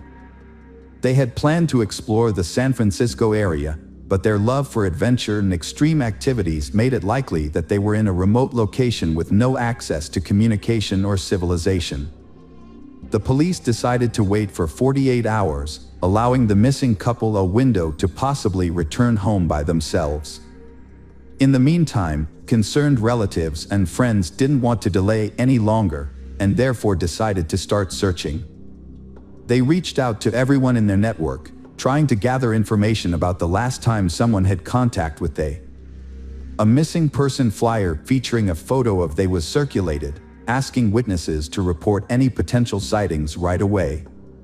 By Tuesday, law enforcement had joined the search. The main focus was on the San Francisco area, its surrounding suburbs, and nearby localities. However, the large terrain made it challenging to thoroughly search every inch. A friend's insight that they frequently visited the secluded and picturesque rocky beaches led the police to concentrate on these locations. As the search effort dragged on for days, with several bodies found in sleeping bags in the targeted areas, the likelihood of finding them alive decreased significantly. On Wednesday, August 19th, a helicopter patrol spotted 2 bodies in sleeping bags on a remote rocky beach, indicating that the individuals were likely deceased rather than just resting. Upon arriving at the scene, police found a red Ford Tempo parked near a tourist shelter in a steep trail leading to a scenic beach. The car was identified as belonging to missing student Lindsay Cutshall after a database check. As officers descended the trail, they discovered 2 people in sleeping bags, who initially appeared to be sleeping. However, they did not respond to calls or noise. Closer inspection revealed that the individuals, a young man and woman, were deceased, with no signs of life. Preliminary examination suggested that they had been killed by gunshot wounds to the head, and the smell of decomposition indicated they had been there for over a day. All of their belongings, including phones, wallets, bank cards, and cash, were found next to them, ruling out robbery as a motive. The car keys were also visible, eliminating car theft as a motive. Investigators initially believed the deceased were the young couple who had gone missing near San Francisco the previous week. Documents found at the scene confirmed the identities of the victims as Lindsay Cutshall and Jason Allen. However, formal identification by their relatives was still necessary. When the parents arrived, they were overcome with grief upon recognizing the bodies of their children. The investigation led police to rule out initial theories of robbery or carjacking due to the presence of untouched valuables, money, and keys at the scene. Forensic analysis also showed no signs of physical or intimate assault on the bodies, except for the fatal gunshot wounds to the head. It appeared that Lindsay and Jason were peacefully sleeping and did not have time to react to the attack. They showed no signs of trying to defend themselves, escape, or even get out of their sleeping bags, indicating a sudden and deliberate act that was similar to an execution or a revenge killing.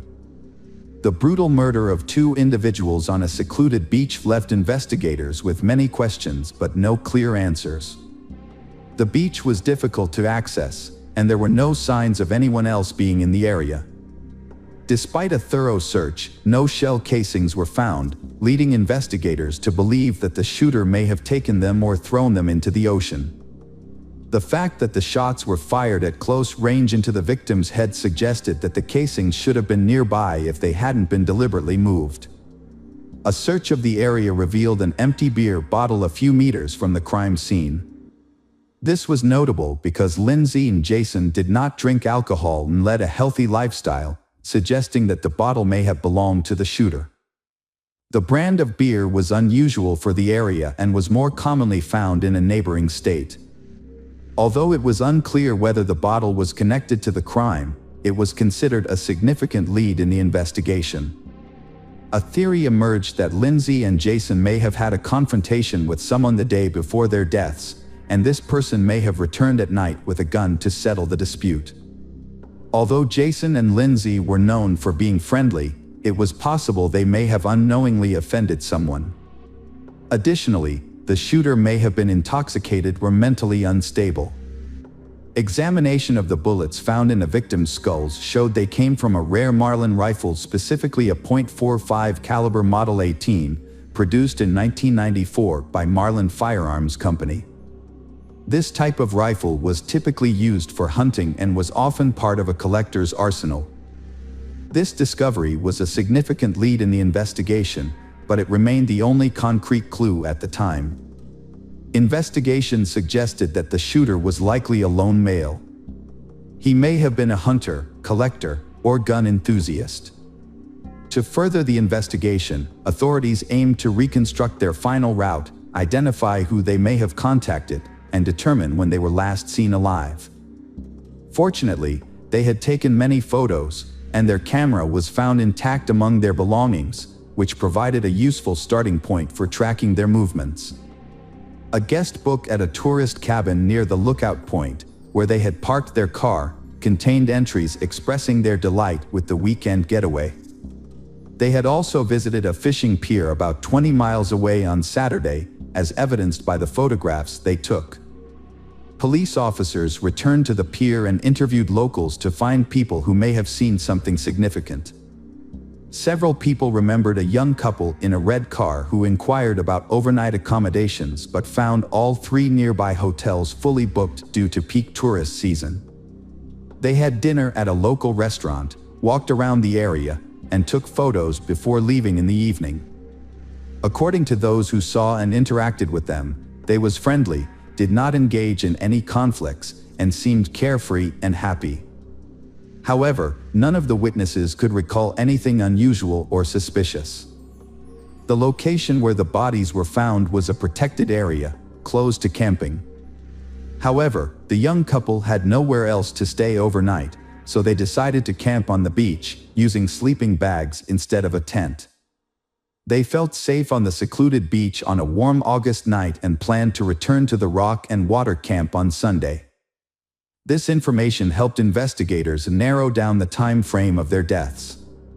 Since they went to sleep but didn't survive until morning, it's likely they were killed between 11 p.m. on Saturday and dawn on Sunday. Despite the ongoing investigation and public appeals for information, police withheld certain details, including the results of the ballistics analysis. This action was taken to prevent the suspect from being tipped off and getting rid of the murder weapon before the investigation could start. The investigation first focused on a local homeless man who was known to sleep on the beach where the crime occurred. He was found and questioned by police, but despite not having an alibi for the night of the crime, he was not confirmed to be involved. The main reasons for this were that the murder weapon was never found and his DNA did not match the DNA found on a beer bottle discovered at the crime scene. The case went cold for nearly 2 years, but in the spring of 2006, police decided to release more information about the crime, including details about the weapon used. They also offered a $50,000 reward for any information that could help identify the perpetrator and solve the case. Following the public appeal, authorities received over 1,000 calls, but only a few were useful for the investigation. One individual, 26 years old Sean Gallen, drew particular attention from several locals who described him as an aggressive collector of firearms and blades. He was reportedly prone to conflicts, had a history of property damage, and frequently threatened violent behavior. The police investigated Sean Gallen and questioned him because they already knew him from previous incidents involving fights and drunk driving. Upon inspecting his possessions, Sean did possess numerous weapons but did not own the rifle in question. Authorities were unable to verify his whereabouts around the time of the crime due to the year gap, and his DNA did not match the sample found on the beer bottle at the crime scene, forcing his release. Meanwhile, international authorities were investigating another individual, 61 years old Joseph Henry Burgess, who made locals nervous due to his tendency to carry firearms and exhibit aggressive behavior. Burgess was described as erratic, often claiming he received orders from God, sparking suspicion that he could be the perpetrator. Joseph Burgess was living in Canada in the late 1970s, feeling lost and without a clear sense of purpose or direction in his life. In 1978, he joined the Children of God commune, presenting himself as a deeply devoted individual. Those around him considered him excessively zealous. A rivalry with 2 young members escalated into hostility, and shortly after, both individuals were found dead with multiple close-range gunshot wounds to the head. The circumstances of their deaths were particularly notable. Their bodies were discovered in sleeping bags on a beach, suggesting they were shot while asleep.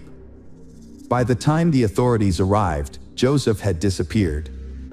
Although evidence left behind implicated him in the crime, he had already fled to the United States, crossing the border illegally.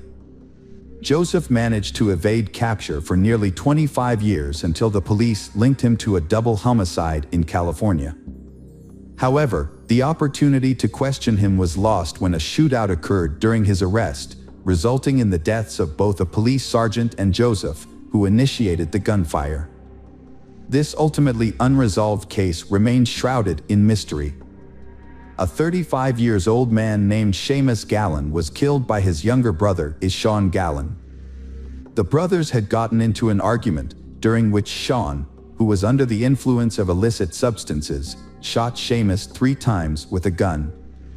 Sean had a history with the police, having been previously investigated for a double murder on a beach, but was released due to lack of evidence. Since then, Sean had been in trouble with the law twice for causing property damage and making threats, but only received fines. It was also discovered that Sean was an avid hunter and enjoyed making knives and other bladed weapons.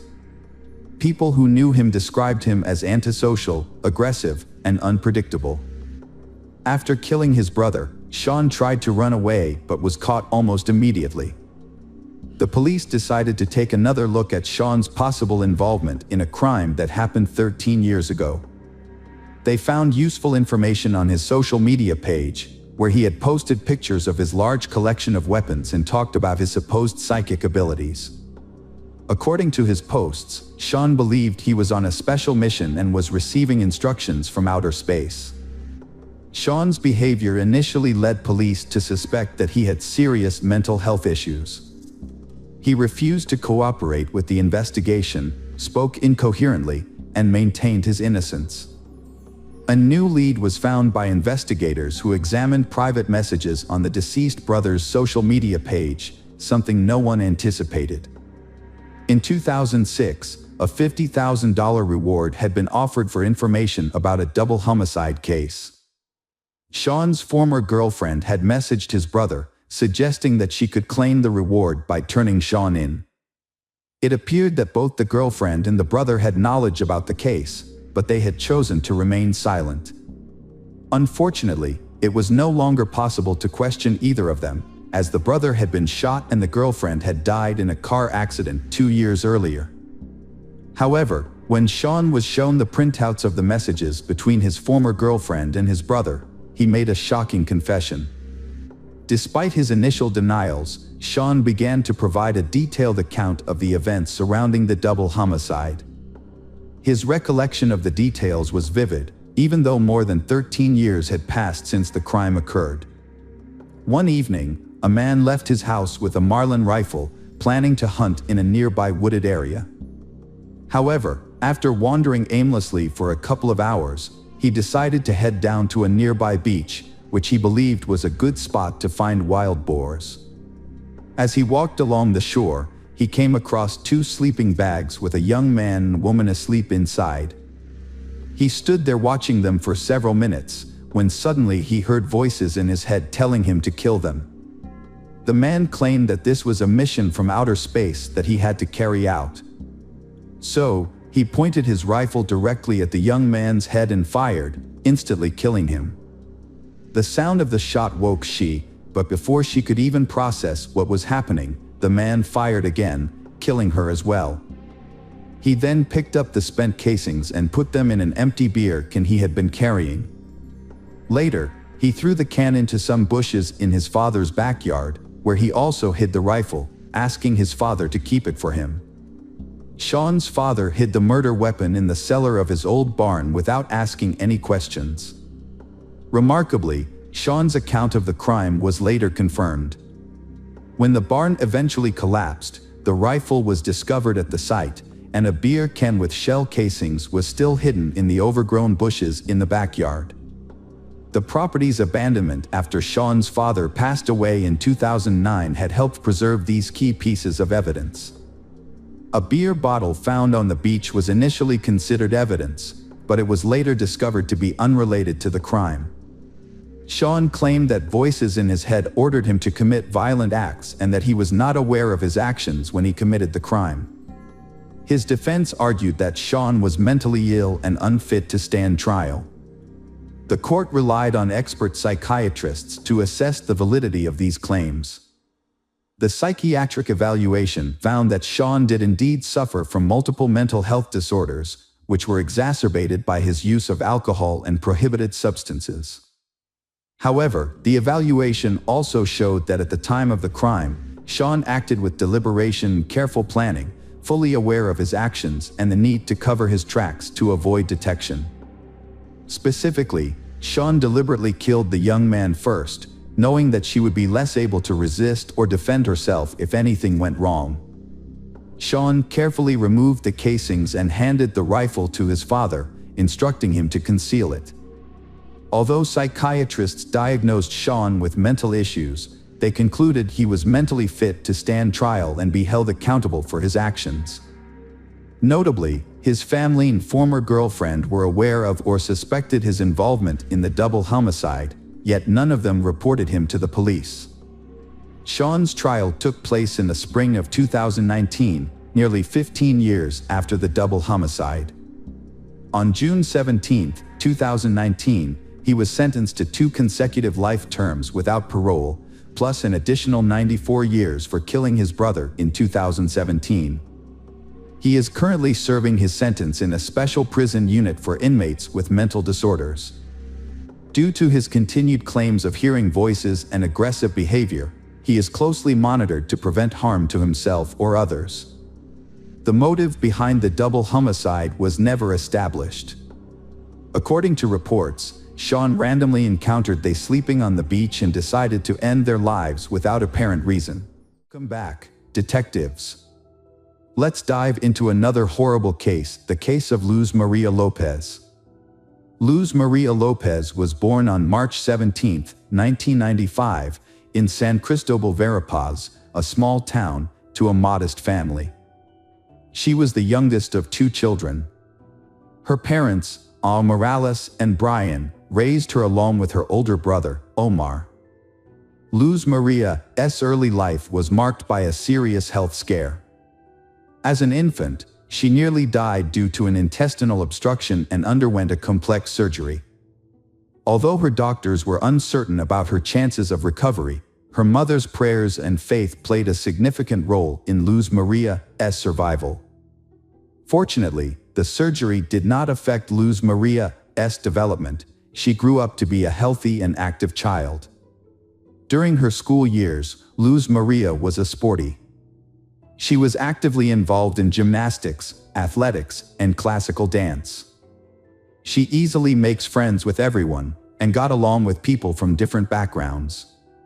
Luz Maria excelled academically, particularly in the humanities. After completing her secondary education, Luz Maria decided to pursue higher education at a prestigious state university. She chose to study law and later specialized in criminalistics, a field that had always fascinated her. A fateful encounter took place when Luz Maria accompanied her mother to a car dealership in Coban, the capital of Alta Verapaz. The occasion was her older brother's 25th birthday, and the family wanted to surprise him with a motorcycle he had always desired. Inside the dealership, they were warmly greeted by a courteous and attentive young sales consultant named Jorge, who showcased the available models, offering some advice. Although Luz Maria and her mother have already chosen a model, but they want to consider and discuss it with her father before making a decision to buy it. As they left, they took a business card from the dealership and Luz Maria left her phone number for further communication. Shortly after, she received a call from Jorge himself, but instead of discussing the potential purchase, the conversation turned to a more personal subject. Over the following days, Jorge contacted Luz Maria several times, gradually building up the courage to invite her to meet at a coffee shop. Jorge was clearly smitten with Luz Maria, the beautiful, sultry brunette, but he didn't know how to approach her. Luckily, Luz Maria also liked Jorge, and when he asked to meet, she happily agreed. Although Luz Maria was a year younger, their small age difference wasn't an issue. They fell deeply in love, both believing it was love at first sight, and that a long, happy life was ahead. A few short months into their relationship, they decided to live together, despite parental objections.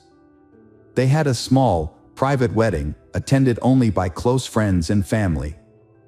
However, their special day almost got derailed due to a mishap at the banquet venue. They had to cough up extra cash to save the celebration, which wedding ultimately took place on schedule. Jorge was born in 1996 in Santa Catalina Latina, a town in central Guatemala. Jorge and his younger brother, Pablo, grew up in a low-income household. His family struggled financially, so as children, they did not have the luxury of fine clothes and expensive toys, as the family's limited income only covered the most basic needs.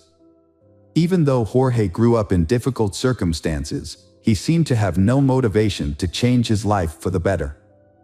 He lived life at his own pace, choosing to enjoy simple pleasures rather than strive for advanced degrees or job security.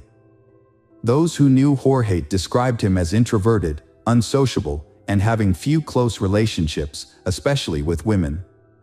When he met the love of his life, Luz Maria, he went all out to win her heart and quickly proposed, fearing she might change her mind. However, Luz Maria's parents, Al Morales and Brian, were suspicious of him from the start. They couldn't quite put their finger on what it was about him that they didn't like, but they couldn't convince their daughter to call off the wedding. The marriage turned out to be unhappy. After the wedding, Luz Maria became pregnant, but she had not yet finished her university degree and struggled to find a good job. Due to her lack of experience and health issues, she had to accept short-term, low-skilled jobs. Meanwhile, her husband lost his job and was in no hurry to find a new one. When their daughter, Alice, was born, the family's financial situation became more difficult. Both spouses were unemployed, and they had no money to pay rent, buy food, or pay for the family's basic needs. Jorge convinced Luz Maria that their only option was to temporarily move in with his parents. Luz Maria was initially hesitant, but facing no alternative and having a baby to care for, she eventually gave her consent. Luz Maria's mother was aware of the problems her daughter was facing in her marriage, but despite mother concerns, Luz Maria was optimistic that things would improve. Luz Maria assured her mother that everything would get better soon, so her mother decided to visit her and see how she was doing. However, when she went to Luz Maria's husband's house to see her daughter, she was shocked by what she found. Luz Maria was in a terrible state, eating only once a day and very little at that. This was partly due to Jorge's family not providing her with enough food, even though she was unemployed and breastfeeding her young daughter. The lack of food was only one of many problems Luz Maria faced in her in-laws' home. She was constantly belittled and even physically abused by her husband's younger brother. He was annoyed by the sound of the baby crying and the presence of children's belongings in the house. On several occasions, he threw items at Luz Maria, including a baby bottle that hit her and her daughter, Alice, who was in her arms. Despite witnessing these events, Jorge just stood by and did nothing to protect his wife and children, he treating them as if they were strangers. Al Morales convinces her daughter to take her granddaughter to her maternal home. Jorge arrived shortly afterwards, asking his wife to return home and promising to find a job. Luz Maria agreed, on the condition that they could rent their own apartment and live separately from Jorge's parents. After completing her education and defending her diploma, Luz Maria landed her dream job at the city prosecutor's office. As a smart, talented, and responsible young woman, she quickly earned the respect of her colleagues and began to advance in her career. As time passed, the family's financial situation significantly improved, thanks to Luz Maria's hard work and success. They were eventually able to afford a car. Meanwhile, Jorge continued to struggle with his own life, failing to find direction and instead relying on his wife's income. His laziness and jealousy intensified over time, causing tension in the household. Jorge had a volatile temper, and the situation worsened with time.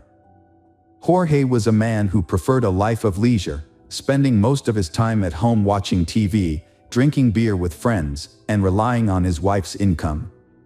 He was extremely possessive and controlling, restricting his wife's freedom and autonomy. He wouldn't allow her to make friends, have lunch with colleagues, or even be alone without him. He constantly monitored her phone activity, checked her call history, and read her messages. He also forbade her from creating social media accounts.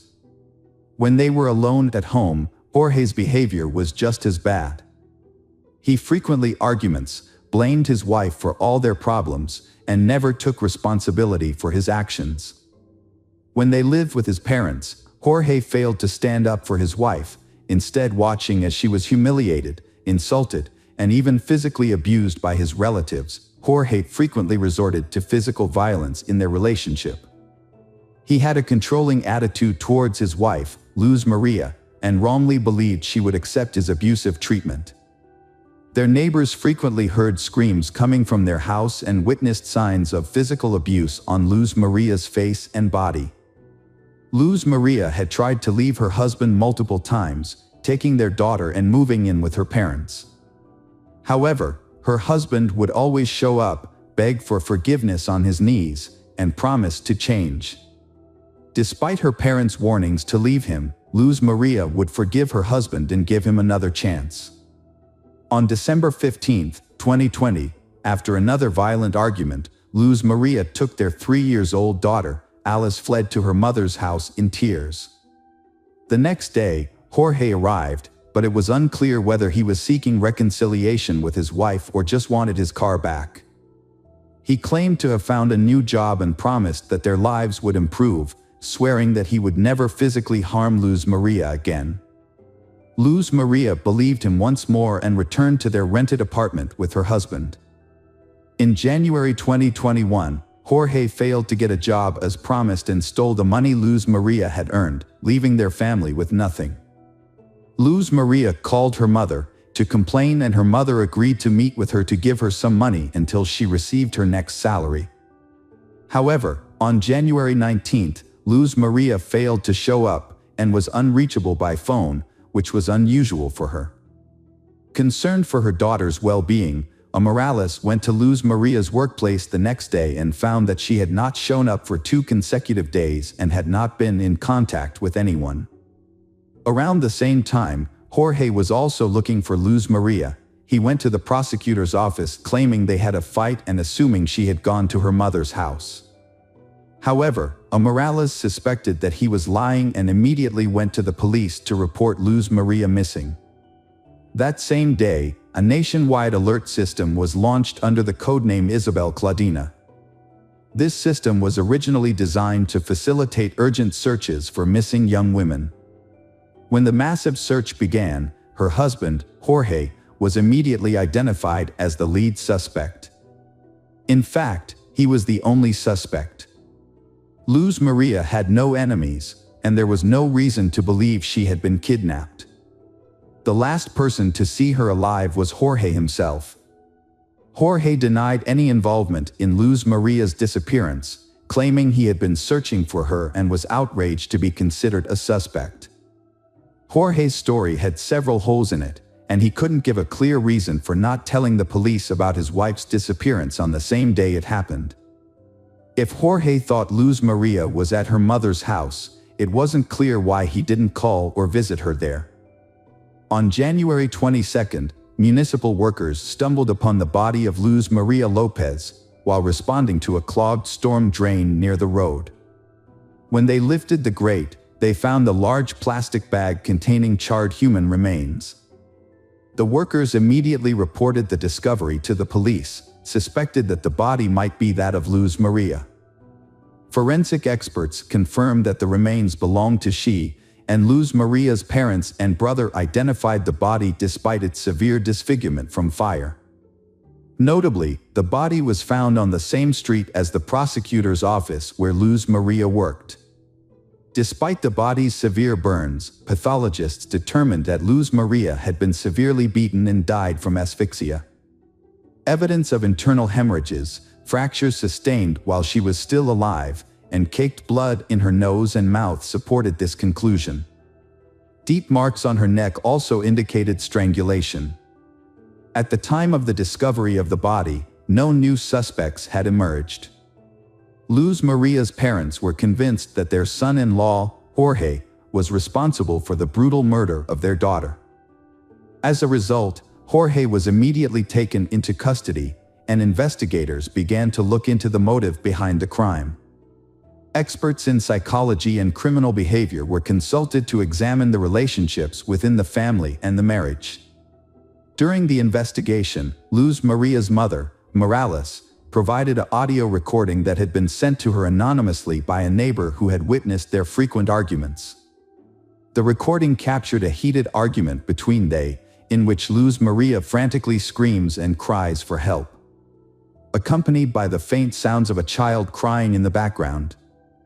Morales was deeply shocked and extremely upset by the news. She emphasized that if the witness had immediately contacted the police, her daughter might still be alive. The witness did not call the police or even visit the house where the screams originated. The police were unable to locate the anonymous person, which meant they could not be officially involved in the investigation. During an interview, Morales urged citizens to be vigilant and report instances of domestic violence to the police rather than simply documenting them. She believed that such actions could help save lives. The crime sparked widespread outrage, prompting thousands of people to take to the streets and demand justice for Luz Maria. Jorge was taken into custody, but he continued to deny his involvement, claiming he had driven his wife to work on the day she disappeared. Security footage did show their car heading in the direction of her workplace, but the tinted windows made it impossible to determine how many people were inside. Additionally, no footage showed the car stopping or Luz Maria getting out. At the house they was renting, police discovered evidence of a violent incident.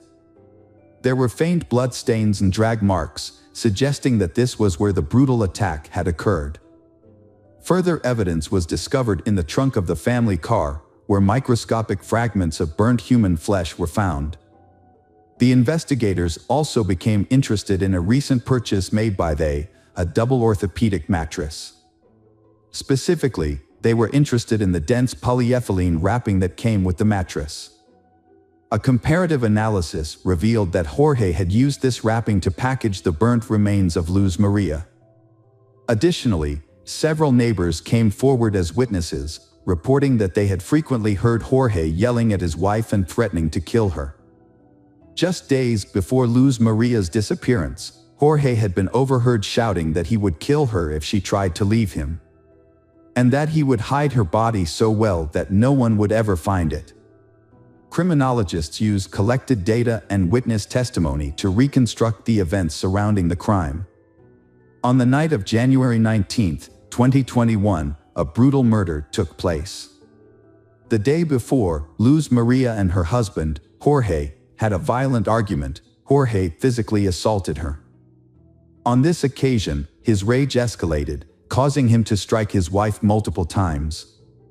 Her screams for help were heard by the neighbors, but they failed to report the incident to the authorities. The beating left Luz Maria with a broken nose and a head injury. Jorge then strangled her with his bare hands. In an attempt to dispose of the body, he dragged it to the backyard, doused it with flammable liquid, and set it on fire. However, the fire produced a significant amount of smoke and a strong odor, which Jorge feared would attract the attention of the neighbors. He quickly extinguished the flames, wrapped the charred remains in plastic, and sought a secluded location to hide the body, he believing it would never be discovered. Jorge committed a heinous crime in front of his 3.5-year-old daughter, who was old enough to partially understand what was happening. The child witnessed the beating and crime, and her cries and screams were recorded. Despite this, Jorge attempted to cover his tracks by using his knowledge of forensics, gained from his wife's textbooks, to create an alibi. He disposed of her body in a drainage sewer on a poorly lit road with no surveillance cameras. The next morning, Jorge drove to his wife's workplace, pretending to have taken her there as usual. He then began a fake search for her, contacting her colleagues, friends, and family. During the trial, Jorge's lawyers delayed proceedings and attempted to mislead the investigation. They claimed that all the evidence and witness statements were indirect and did not directly prove Jorge's guilt. Defense attorneys requested that Jorge's detention be changed to house arrest, arguing that he was deeply depressed due to the accusations of killing Luz Maria he loved and the mother of his child. However, the crucial evidence came from Luz Maria's phone, which was in Jorge's possession. On the day after the crime, he sent multiple messages from her phone to different people, attempting to make people believe that Luz Maria was still alive. An analysis of the phone's movements revealed that it was consistently in the same locations as Jorge's phone. The defense team attempted to spin this evidence in their favor, claiming that Jorge had found his wife's phone and was driving around the city with it while searching for her. However, they failed to explain why Jorge was sending messages from her phone. Furthermore, bruises and scratches on Jorge's body, which were documented by experts through photographs, suggested that Luz Maria had put up a struggle. The most noticeable injury on Jorge was a scratch on his neck. However, investigators were unable to find Jorge's skin cells under Luz Maria's fingernails.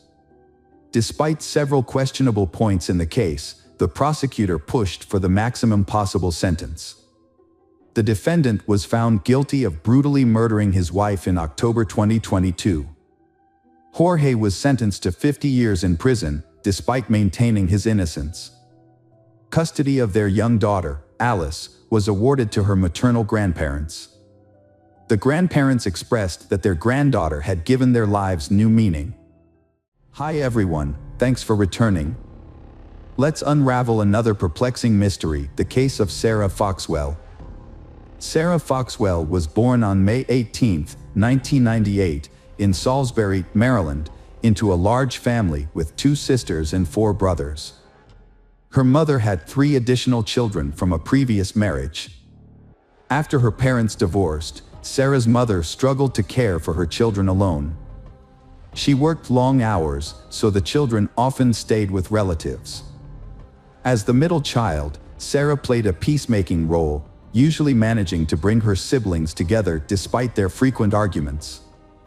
In December 2009, 11-year-old Sarah temporarily moved in with her aunt and grandparents, who lived in a spacious farmhouse on the outskirts of Salisbury. The kids loved visiting their aunt's home, which offered plenty of room to play. On December 22, 2009, the whole family was filled with joy and excitement, eagerly awaiting the upcoming Christmas day. After a pizza dinner, they began getting ready for bed around 9 p.m. Sarah shared a room with her 6-year-old sister, Emma, at the end of the hallway near the back door. The sisters chatted for a bit before falling asleep. The next morning, Sarah's grandfather went to wake the kids, but only found Emma in the room. He searched the entire house, thinking Sarah might have already gotten up, but couldn't find her anywhere. He informed Sarah's aunt, and together they thoroughly searched every room and corner of the house. When they couldn't find Sarah, her aunt suggested she might have gone outside to play in the snow, but her shoes and jacket were still at home. Then, her aunt noticed that Sarah's toothbrush was missing from the bathroom. After searching the surrounding area and finding no Sarah, her aunt called Sarah's mother, who rushed over. They then contacted the police, who arrived quickly and began searching the house. Sarah's aunt explained that she always checked the doors and windows every night before bed, including the previous evening, and the police couldn't find any signs of Sarah inside or nearby. When they learned about the missing toothbrush, the officers considered the possibility of an abduction, thinking the kidnapper might have taken the toothbrush before leaving with Sarah. They then decided to verify if all the doors and windows were indeed locked as Sarah's aunt had claimed. As investigators approached the back door next to Sarah's room, they found it unlocked, despite her aunt's insistence that it had been locked the night before. This discovery raised suspicions, since the family kept a spare key outside, which was now missing. The fact that the perpetrator knew about the spare key shows that he was very familiar with this family. Furthermore, the family's dog, which normally barked at strangers, had remained silent that night. The police launched a massive search operation, fearing that Sarah might have been kidnapped. News of her disappearance spread quickly, prompting many local residents to contact the police and offer their assistance. the police chief has made a public appeal through the media, asking people to check their cameras for any suspicious activity. Dozens of local police officers joined the search, with assistance from neighboring town police departments and police from other states. The police were hopeful that they would find Sarah alive, as the perpetrator had taken her toothbrush, which could indicate that they intended to keep her alive. With this in mind, the police dedicated all their resources to the search. Outside the house, investigators found their first clue, fresh tire tracks in the snow, suggesting the kidnapper had arrived by car. Since Sarah's warm clothing was still at home, it was unlikely the kidnapper had taken her on foot. Meanwhile, at the police station, Sarah's family was in for a surprise. Her 6-year-old sister, Emma, who shared a room with Sarah, whispered to their grandmother that she had seen the person who took Sarah. Emma claimed she had woken up to a man talking to Sarah, but pretended to be asleep, unsure of what was happening. She then saw the man leave the room with Sarah. What Emma said next sent shockwaves through the family. She knew the man who took Sarah. It was Mr. Thomas, the ex-boyfriend of Sarah's aunt. A man named Thomas had a history of violence against women and girls. Despite his criminal record, he spent a lot of time at Aunt Sarah's house and the children got to know him. The police knew Thomas well because he had many criminal records. Thomas first went to prison at 18 for attacking a 12-year-old girl, but he was released early after just a few months. He was sentenced again for assaulting another minor, but he was released early once more, this time after serving 6 months due to good behavior. Thomas continued to exhibit violent behavior, including another assault for which he received a 6-month sentence. He also tried to assault a girl on the same day his wife returned home from the hospital with their newborn baby. His wife eventually divorced him and obtained a restraining order after he threatened to kill her and their daughter. In another disturbing incident, Thomas targeted 2 young girls sitting on a porch. He approached them, claiming he had been watching one of them play in the yard, and called her a wild girl. He then used a stick to hit her on the buttocks, prompting her to run inside and tell her mother about the attack. She recognized Thomas from the window and recalled seeing his face before she moved into the house. She had previously checked the local sex offender registry and found his photo listed. She immediately reported him to the police, and the case proceeded to court. However, Thomas avoided punishment for his actions. Before the trial, she was threatened not to mention that Thomas was a sex offender and had a previous conviction for sexual assault. A few months prior to Sarah's disappearance, Thomas was arrested again for breaking into a 24-year-old woman's bedroom at night, undressing, and masturbating beside her bed. He was released on bail after his arrest. Initially, Thomas hid his criminal past from Sarah's aunt, but she eventually discovered the truth. Despite this, Thomas managed to persuade her that the accusations against him were false and that he was innocent. Detectives are certain that Thomas was the person who kidnapped Sarah. This suspicion was reinforced by the fact that during his relationship with Sarah's aunt, he had spent an inordinate amount of time with Sarah, more so than with the other children in the household. At the time, this behavior didn't seem unusual, but now that Sarah is missing, it appears highly suspicious. To further investigate, the police visited Thomas's residence, a shed located on his parents' property just a few miles away. They brought him in for questioning and obtained a search warrant for the shed. Upon searching, they found it to be in disarray with poor living conditions, but no evidence linking Thomas to Sarah's disappearance was discovered. However, the police did find a large collection of adult magazines and DVDs, which filled the shed. During the interrogation, Thomas denied any involvement in Sarah's disappearance. He claimed that he was struggling with his own personal issues, specifically his tendency to commit crimes against underage girls. According to Thomas, he had made a conscious effort to avoid being alone with the children while dating Sarah's aunt, in order to avoid any false accusations. When confronted with Emma's testimony, which placed him at the scene of the abduction, Thomas dismissed her account, stating that she had a history of fabricating stories and that he was not there on the night in question. Detectives were skeptical of Thomas's story. It wasn't just because of his prior convictions. As they questioned him about 11-year-old Sarah's disappearance, Thomas seemed to take pleasure in the situation, smiling and mocking the sheriff. Although it is certain that he planned the crime without any mistakes, the police still work hard to solve the case and find out the truth about what really happened. Thomas claimed to have a solid alibi, stating he was at a bar with a friend until late at night. However, investigators found a discrepancy in his story. Although he was indeed at the bar, he left around 1 a.m. and wasn't seen again until 7 a.m. the next morning. A review of his phone records revealed that he had sent messages to several women, proposing to meet up, but all of them declined. Despite the inconsistencies in Thomas's story, detectives still couldn't gather enough evidence to incriminate him. Their primary concern was finding Sarah, and they poured all their resources into the search. A search of Thomas's pickup truck yielded several crucial clues. Inside, they found Sarah's green toothbrush and a large lollipop, which suggested that Thomas might have used the candy to lure her into his vehicle. Furthermore, the tire tracks on his truck matched the ones found in the snow outside the house on the night of Sarah's disappearance. Thomas had lied about not visiting Aunt Sarah's house for more than a month. This did not deter the police and volunteers from continuing their search for Sarah.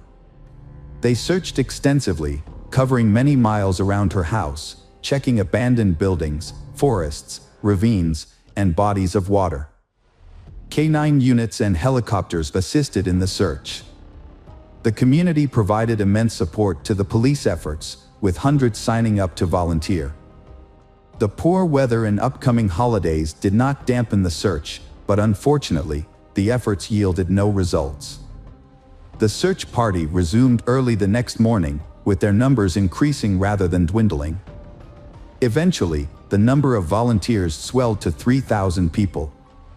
Due to the sheer volume of volunteers, the coordination center had to be relocated from the police station to a larger venue, the local baseball stadium. Many of the volunteers brought their children to assist, handing out essentials such as water, hot tea, and food. Despite the odds, the search continued with renewed determination to find Sarah alive. While investigators were questioning Thomas, they received another crucial piece of evidence. After he was brought to the station, his clothes were sent to the lab for analysis.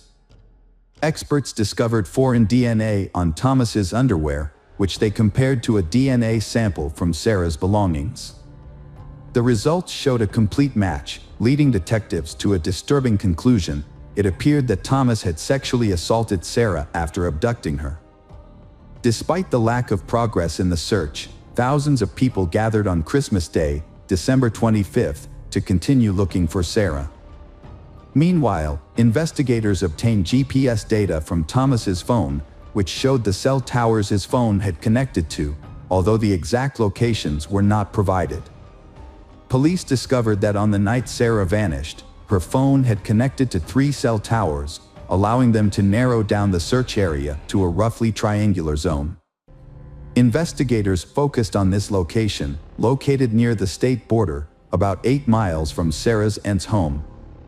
The area was densely wooded, but hundreds of people thoroughly searched every inch of the territory, holding out hope for a Christmas miracle that Sarah would be found alive. Sadly, the outcome was far more tragic. Around 4 p.m., police discovered Sarah's body on the ground, near the state border. She was lying on her back with her arms raised upwards, pointing towards the sky. Medical experts performed an autopsy and were shocked by what they discovered. They confirmed that Sarah had been sexually assaulted and showed signs of strangulation. Additionally, experts found dirt in Sarah's lungs, suggesting that the perpetrator had attempted to drown her in a puddle. During this torture, Sarah lost consciousness.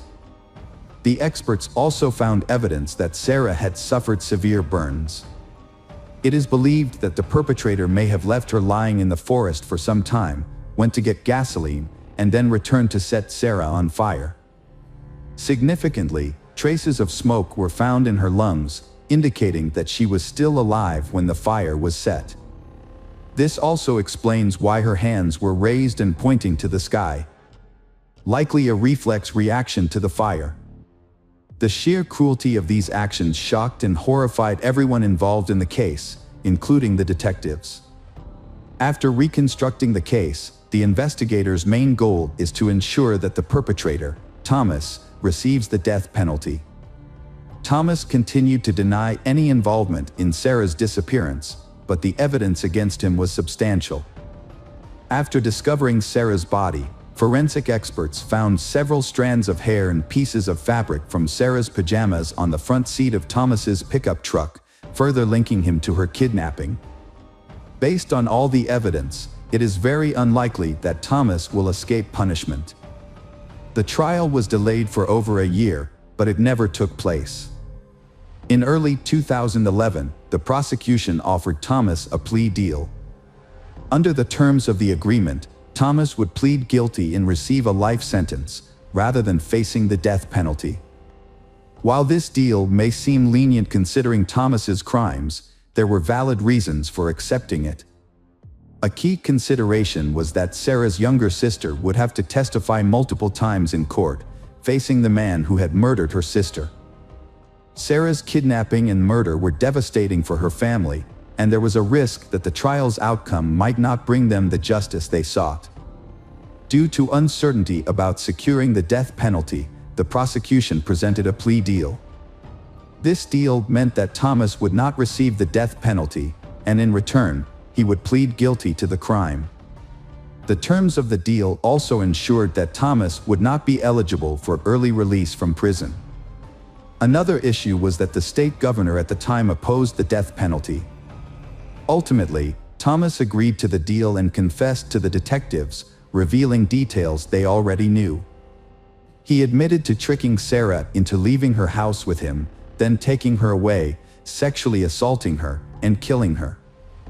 As a result, Thomas received 2 life sentences without the possibility of parole and was transferred to a maximum security prison. During his initial days in prison, Thomas was assaulted by a fellow inmate with a homemade weapon during lunch, resulting in several severe lacerations. Despite the attack, Thomas survived and was later given increased protection by prison staff. The public was outraged by Sarah's case, which exposed repeated failures in Thomas's custody, allowing him to be released but continue to commit crimes. Hi everyone, thanks for returning. Let's unravel another perplexing mystery. The case of Georgia Williams. Georgia Williams was born on September 17, 1995, in Telford, Shropshire, England. She grew up in a close and loving family with her parents, Lynette and Steve Williams, and her older sister Scarlett. From an early age, Georgia demonstrated a kind and thoughtful nature, consistently looking for ways to help others and make those around her happy. This admirable quality eventually becomes her weakness. Despite being bullied in middle school, but Georgia's life improved in high school. She made a group of friends and became a well-liked and popular student. Her kind nature and good leadership skills helped her win the position of class monitor. She pursued her passion for helping others by joining the Air Cadets Corps, with the ultimate goal of becoming a medical officer in the Royal Air Force. At 17, Georgia started working at a local gas station, where she quickly became friends with her co-workers. One of them was Jamie Reynolds, a 22-year-old man who seemed quiet and isolated from the rest of the group. Georgia, being a kind and caring person, reached out to Jamie in friendship, wanting to help him feel less alone. Thanks to her efforts, Jamie started to fit in at work, participating in group activities and making friends with his co-workers. As time went on, Jamie developed strong feelings for Georgia, seeing her as the only person who had shown him kindness and believed in him. Feeling hopeful, Jamie started to think that maybe Georgia felt the same way about him. Emboldened by his newfound confidence, he mustered the nerve to express his true feelings to Georgia and inquired if she would be open of a romantic relationship. However, Georgia, being considerate of Jamie's feelings, let him down gently. She explained that she didn't want to ruin their friendship by getting romantically involved. Jamie seems to respect Georgia's choice and tries to maintain their friendship. However, he is actually harboring an increasingly unhealthy obsession with her. One day, while they were working together at the gas station, Jamie opened up to Georgia about his unhappiness with his life. He told her that he wanted to quit his job and pursue his true passions. Jamie had always dreamed of turning his passions into a career, and Georgia was eager to support him. One day, they started talking about his hobbies, and Jamie revealed his love for photography. Georgia saw an opportunity and encouraged Jamie to pursue it as a career. Excited about the idea, Jamie asked Georgia to help him create a professional portfolio and asked if she would be his first model. Georgia, being a good friend, agreed to help. They scheduled a photo shoot for Sunday, May 26, 2013, at Jamie's parents' house, with a few mutual friends joining in. However, as the day approached, Georgia found herself in a difficult situation. Her family was hosting a barbecue, and her grandparents, whom she hadn't seen in a long time, would be attending. Georgia thought about canceling the photo shoot at the last minute, but she didn't want to let Jamie down. She decided to keep her commitment and assured her family that she would only be a short drive away. She planned to quickly take a few photos and then return to her family's barbecue, hoping to make both her friend and family happy. On that day, Georgia got ready quickly, doing her hair and makeup, and wearing jeans and a leather jacket. Her father complimented her as she left home at 7:30 p.m., saying she looked beautiful, like Sandy from Greece. Georgia's family expected her to return home soon. However, as the hours went by and she didn't come home, her loved ones started to worry. At first, her mother wasn't too concerned, thinking Georgia was probably just busy with the photo shoot or spending time with friends. She sent a text asking when the photo shoot would end. Georgia replied, saying it had already ended and that she was with friends and might be home late. Her mother wasn't worried after getting the text, as it seemed like a typical message from Georgia, with the usual 3 kissy face emojis at the end. Georgia's mother trusted her to be responsible, which is why she wasn't worried at first. As the night went on, Georgia's parents went to bed, thinking she would be home by morning. However, when they woke up the next day and Georgia still hadn't returned, they started to feel uneasy. Georgia's mother sent her a text message at 6:30 a.m. asking where she was. But it wasn't until 7:30 a.m. that a response arrived, saying George had spent the night at a friend's house and her phone battery was running out. The message said that if George didn't respond again, it was because her phone had died. George's mother was unaware that the messages were not written by her daughter. On May 27th, Georgia's parents thought she would come home after a music festival. They expected her to come home the next morning because she was excited about her first driving lesson.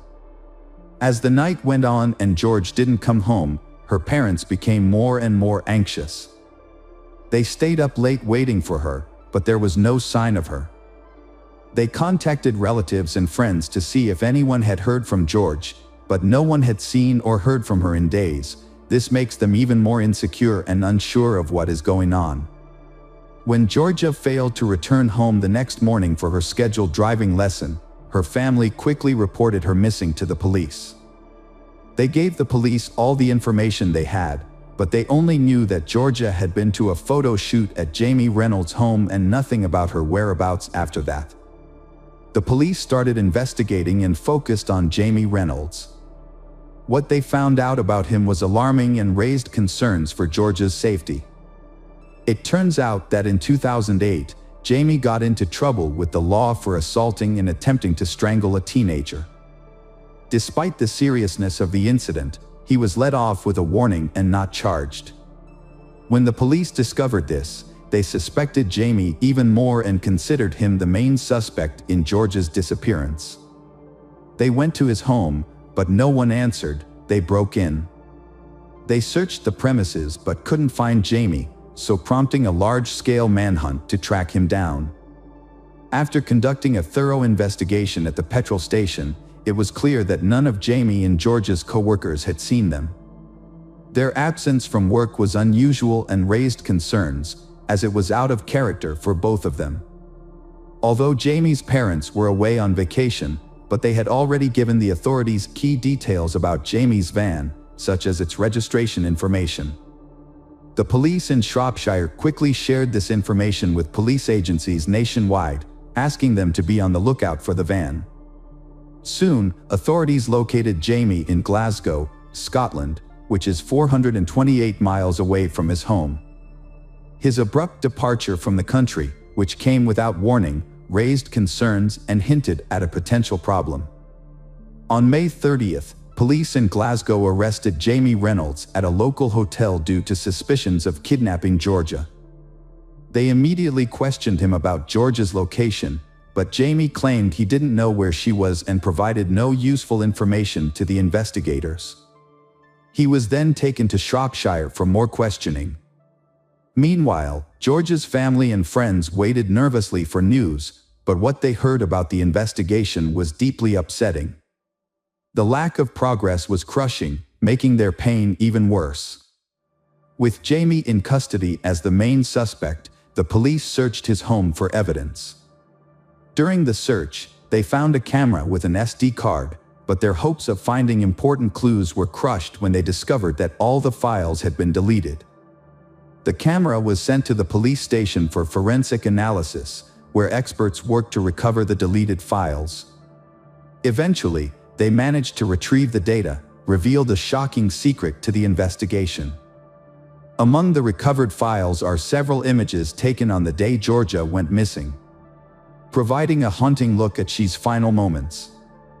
The initial photos showed Georgia in normal poses at the start of the photo shoot, confirming she was at Jamie's residence that day. Although she appeared content and cooperative, it was clear Georgia had no idea about Jamie's sinister intentions. Sadly, she unintentionally entered a hazardous situation without realizing the risks, which ultimately led to her tragic death.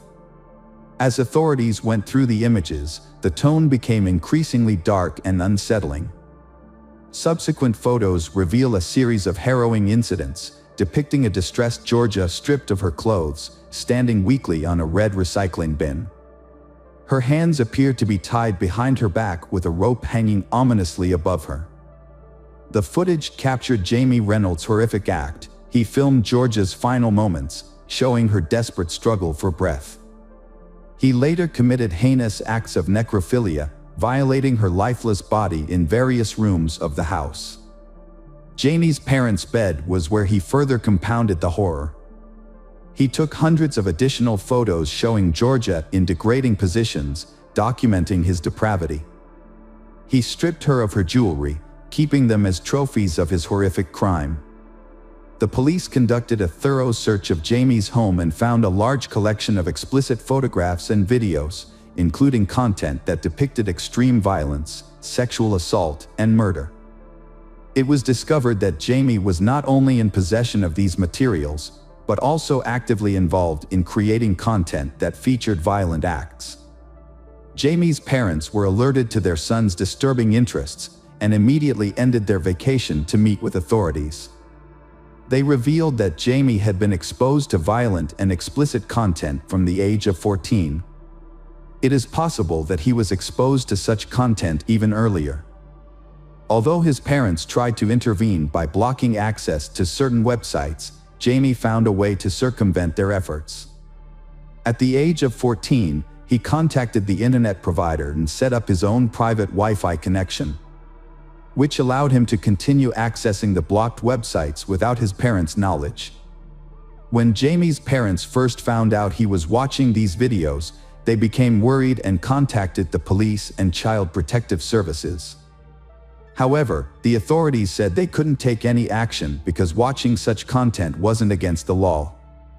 As the police looked into the matter further, they found a set of notebooks containing 40 separate stories written by Jamie. These stories were centered around harming, sexually assaulting, and murdering women. Additionally, investigators discovered that Jamie had searched social media platforms, printed and marked images of young girls with nooses around their necks. One of the stories, titled "Georgia Williams Surprised," has a very similar plot to the incidents that led to Georgia's death. Authorities believe this narrative may have been a pre-planned scenario, intended to be carried out from the start. Jamie began writing this narrative in January and finished it just 3 weeks before the murder. Despite being questioned, Jamie refused to reveal the location of Georgia's body, insisting he was innocent. As a result, investigators had to painstakingly reconstruct Jamie's movements from the Monday morning after Georgia's murder. They started by reviewing surveillance footage of Jamie refueling his vehicle at a petrol station. Unbeknownst to them at the time, Georgia's body was hidden in the back of Jamie's van. After refueling, Jamie drove 60 miles to a movie theater, leaving Georgia's body in the van parked in the theater's lot. He then went inside to watch a movie. However, police lost track of Jamie after he left the theater and issued a public appeal for help finding him. The appeal was successful, with people reporting sightings of Jamie's van near the New York G Mountain Pass. The area, with its dense woods and muddy terrain, was where Jamie tried to evade capture. Locals remembered Jamie in his van, especially after it got stuck in the mud and Good Samaritans helped him get it out. Police followed up on this lead and searched the wooded area where Jamie was spotted. Unfortunately, they found Georgia's naked body in this secluded spot. Georgia's body was returned to Shropshire after being recovered. A post-mortem examination revealed she died from asphyxiation due to a ligature around her neck. Forensic analysis also showed bruising on her back, indicating Jamie had used his knee to press her down. Initially, Jamie denied any involvement in Georgia's murder, but on the first day of his trial in December 2013, he suddenly stood up and pleaded guilty to all charges. During the trial, Georgia's father gave a heartfelt address to the court. They had to endure the pain for a long time as they witnessed their daughter's body lying motionless in the hospital's rest house, a traumatic experience that haunted both him and his wife.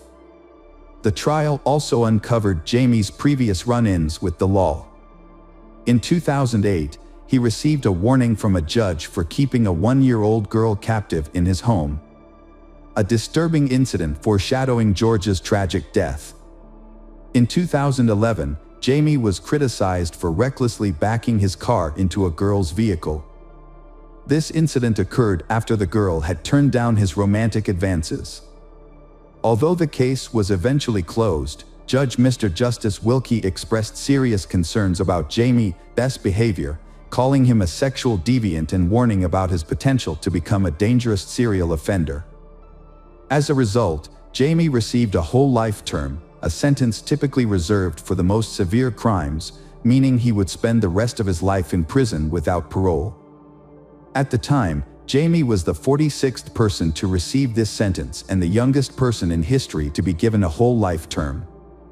During sentencing, Judge Justice Wilkie highlighted the extreme suffering Georgia endured, emphasizing the torturous nature of her experience. Jamie's obsession with violent and sadistic pornography had led to a horrific display of control over his victim, ultimately resulting in her tragic death. Jamie Reynolds hung his head in shame as Georgia's parents and sister listened to the disturbing details of her death and the abuse she suffered at his hands. The courtroom was extremely tense as the jury saw gruesome images of Georgia's final moments, causing her family to leave in distress. In 2014, Jamie tried to appeal his life sentence but was unsuccessful. A review of the case the following year criticized police officers, children's services, and mental health professionals for their handling of Jamie before Georgia's murder.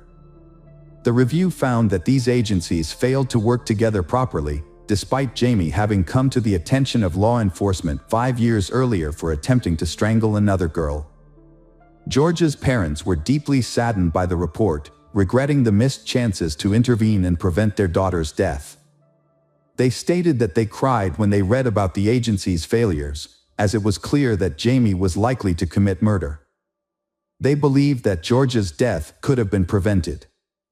Outside the courtroom, Georgia's father shared the family's overwhelming sadness, stating that no sentence could ever satisfy them because it wouldn't bring Georgia back to life. He emphasized that their loss was irreparable and that Jamie, despite his lengthy prison sentence, still had the one thing he took from their daughter, life. He noted that what to cause them grief is that Jamie, even while serving a life sentence, still gets to live. Jamie Reynolds remains in prison to this day. Georgia's mother, Lynette, later wrote a book titled Our Georgia, in which she shared the family's traumatic experiences. The book highlights the failures of the legal system that allowed Jamie, a violent film enthusiast, to remain at large and eventually commit murder. This book is a heartfelt tribute to Georgia and provides an insight into the devastating aftermath of her tragic passing. Georgia's death caused immense pain to those who loved her, leaving a huge gap that can never be. Hello again, true crime fans. We've got another mysterious case to explore. The case of the Foster family. Christopher Foster had always been considered a success. His mother, Enid, described him as someone who actively pursued financial opportunities from an early age. Along with his younger brother, Andrew, he aspired to follow in the footsteps of their late father, who had been a sales manager. Although they both aimed to become successful businessmen, Chris and Andrew had had a tense relationship since they were children. Andrew later explained that Chris's confidence and assertiveness had overshadowed Andrew's quiet nature. Despite this, both brothers were very close to their mother, Enid. In 1987, Chris married Jill, a housewife, and they had their daughter Kirsty in 1993. Chris's path to wealth began in the late 80s when he worked as a mattress salesman and used inexpensive pizza boxes for insulation. His life changed dramatically after he founded a successful engineering company. This business made Chris a self-made millionaire through the development of an innovative insulation material that became essential in the oil industry. The Piper Alpha oil rig explosion on July 6, 1988, had led to a catastrophic fire that lasted for days and claimed the lives of 167 people. After watching the news, Chris saw an opportunity in this tragedy and identified a market niche for fireproof insulation specifically for oil and gas rigs. Although many oil companies showed interest, they wanted certification of the product's effectiveness before signing a contract. To prove its value, Chris took the financial risk of mortgaging his house to fund an experiment. The test was successful. His product, Overshield, showed exceptional resilience compared to other insulation materials when exposed to fire. It even received a rare A1 fire test rating. Major oil companies quickly placed orders, making Christopher Foster a millionaire almost overnight. Reports suggested that he earned so much money that he didn't know how to spend it all. As his business grew, Christopher's annual turnover increased significantly from £50,000 to £1 million. By 2004, Chris's net worth had been reported to be £10 million. That same year, his wife Jill noticed a house in Shropshire Life magazine. It was Usbaston House, a beautiful mansion in Maesbrook, a wealthy village in Shropshire, England. The estate was 16 acres in size, had its own lake and equestrian grounds. Despite being offered at around £1.5 million, the house still needed repairs. Jill was so intrigued that Chris made an offer the next morning. Foster's family quickly sold their house and moved to Usbaston House.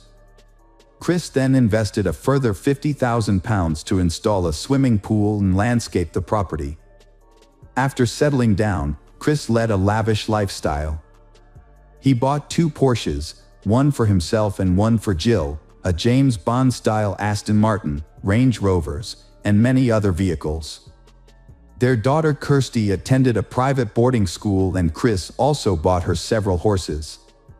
Kirsty spent time with her horses when not at school and participated in equestrian competitions. Friends described her as quiet, thoughtful, and kind. In addition, Chris also bought 4 dogs and several pigeons.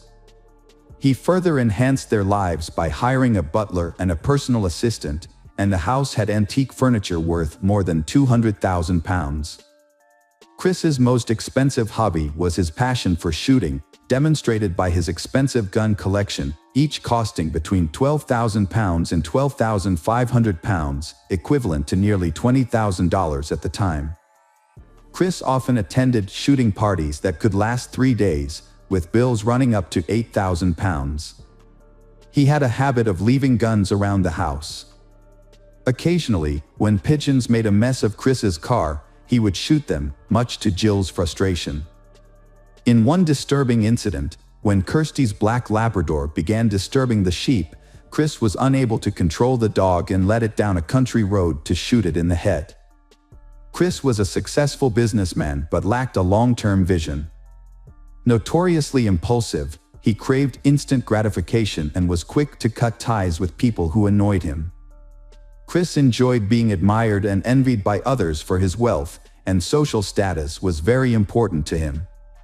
Over time, both Chris and Jill moved up the social ladder, and it became clear to those close to Chris that he wanted to move away from his roots in Wolverhampton. Jill enjoyed shopping sprees and spent her days doing self-care activities like nail and hair appointments, along with beauty treatments like manicures and Botox injections. Chris and his family regularly went on luxury vacations, staying in luxury hotels and enjoying the best food. These lavish trips could sometimes cost up to £20,000 each, and Chris didn't hesitate to pay. However, unbeknownst to his friends and family, Chris had reached his financial limit and began withdrawing money from his business. His excessive spending had led to financial imbalance, with more money going out than coming in. In 2003, Chris had signed an exclusive contract with DRC, giving them the exclusive rights to produce his oil rig sealant. By 2004, his net worth had been reported to be £1 million. However, by 2005, he owed £2.8 million. Instead of cutting costs, Chris, due to his lavish spending habits, sought more money from other sources. Despite the exclusive agreement with DRC, he signed another contract with another company to sell his products. DRC discovered this infringement and sued Chris, resulting in a lawsuit and DRC acquiring Chris's patent. Chris went bankrupt, and in 2007, his company was dissolved. His assets worth £3 million were frozen and his salary was gone. Despite serious financial troubles, Chris continued to act as if nothing significant had happened. At the same time, Chris became involved in a dispute with his accountant, who reported him to the Inland Revenue for tax evasion. Chris had failed to pay VAT, national insurance, and various other taxes. To deal with his increasing tax obligations, he had to borrow from banks to ease his financial strain. In addition, he had mortgaged the Osbaston house 3 times and withdrawn money from more than 20 different bank accounts. Despite his lavish lifestyle and constant spending, Chris still tried to hide the fact that he was deeply in debt. Chris gradually found himself struggling with overwhelming challenges, aware that time was ticking away and fearful of losing everything. However, during a conversation with a friend about houses, Chris insisted that he would never sell Osbaston house. Struggling with the pressure to maintain his flashy and knowing that his time and money were running out, Chris repeatedly sought professional help. He confided in the doctor, revealing his feelings of depression and suicidal thoughts. He started taking antidepressants. In August 2008, Chris came across a letter from his house managers posted on the front gate. The letter reported that they planned to return the following Tuesday to reclaim the house and other assets. The housekeeper said that when she showed Chris the letter, Chris appeared confused but remained silent. The nightmare that Chris had been avoiding had now become a harsh reality. He was on the brink of losing all his material possessions. The thought of Kirsty and Jill losing their familiar lifestyle was unbearable for Christopher. His family faced the possibility of returning to Wolverhampton, saying goodbye to their lavish lifestyle. For a proud man like Chris, such a situation would have been extremely humiliating. On August 21, 2008, a friend contacted Chris via text message to ask about his health, and he replied, "Not good, things are about to happen to me." On August 25, 2008, the Foster's family received an invitation to a barbecue and clay pigeon shooting event. They then joined the gathering. None of the attendees noticed any signs of difficulty in the Fosters. Witnesses recalled that Chris appeared happy. Their family still exuded happiness without knowing what Chris had planned that night. Chris informed Jill that he wanted to leave the gathering. Although Jill wanted to stay a little longer, they eventually left around 8:30 p.m., arriving home just a few minutes later at 8:44 p.m., their route captured by home security footage. Soon after, Jill went to bed. At 11:30 p.m., Chris went upstairs to check on Kirsty, urging her to go to bed while continuing to text a friend online. Around midnight, Chris decided to turn off the internet, causing Kirsty to end her conversation with her friend and go to bed. At 3 a.m., Chris began his violent rampage. He entered Jill's room and used a silencer to shoot her in the head while she was sleeping. Next, he went to Kirsty's room and killed her in the same way. Home security cameras recorded Chris's actions as he carried a shotgun outside the dog cage, killing each dog with a shot to the head. He then went to the stables and killed the horses before burning the stables with the animals inside. Chris appeared expressionless in the video. To prevent firefighters from reaching the house, Chris blocked the main entrance, shooting at the tires to make movement more difficult. He also pumped 200 liters of oil from the family's tank into the house's basement through connecting pipes. It is clear that Chris took deliberate steps to completely destroy the Osbaston house.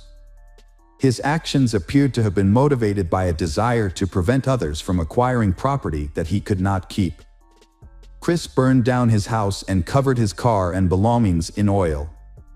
The fire quickly spread and destroyed everything.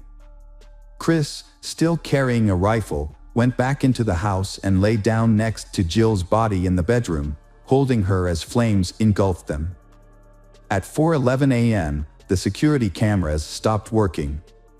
A neighbor saw the growing fire and called for help. Firefighters quickly arrived. The fire was too intense and difficult to control.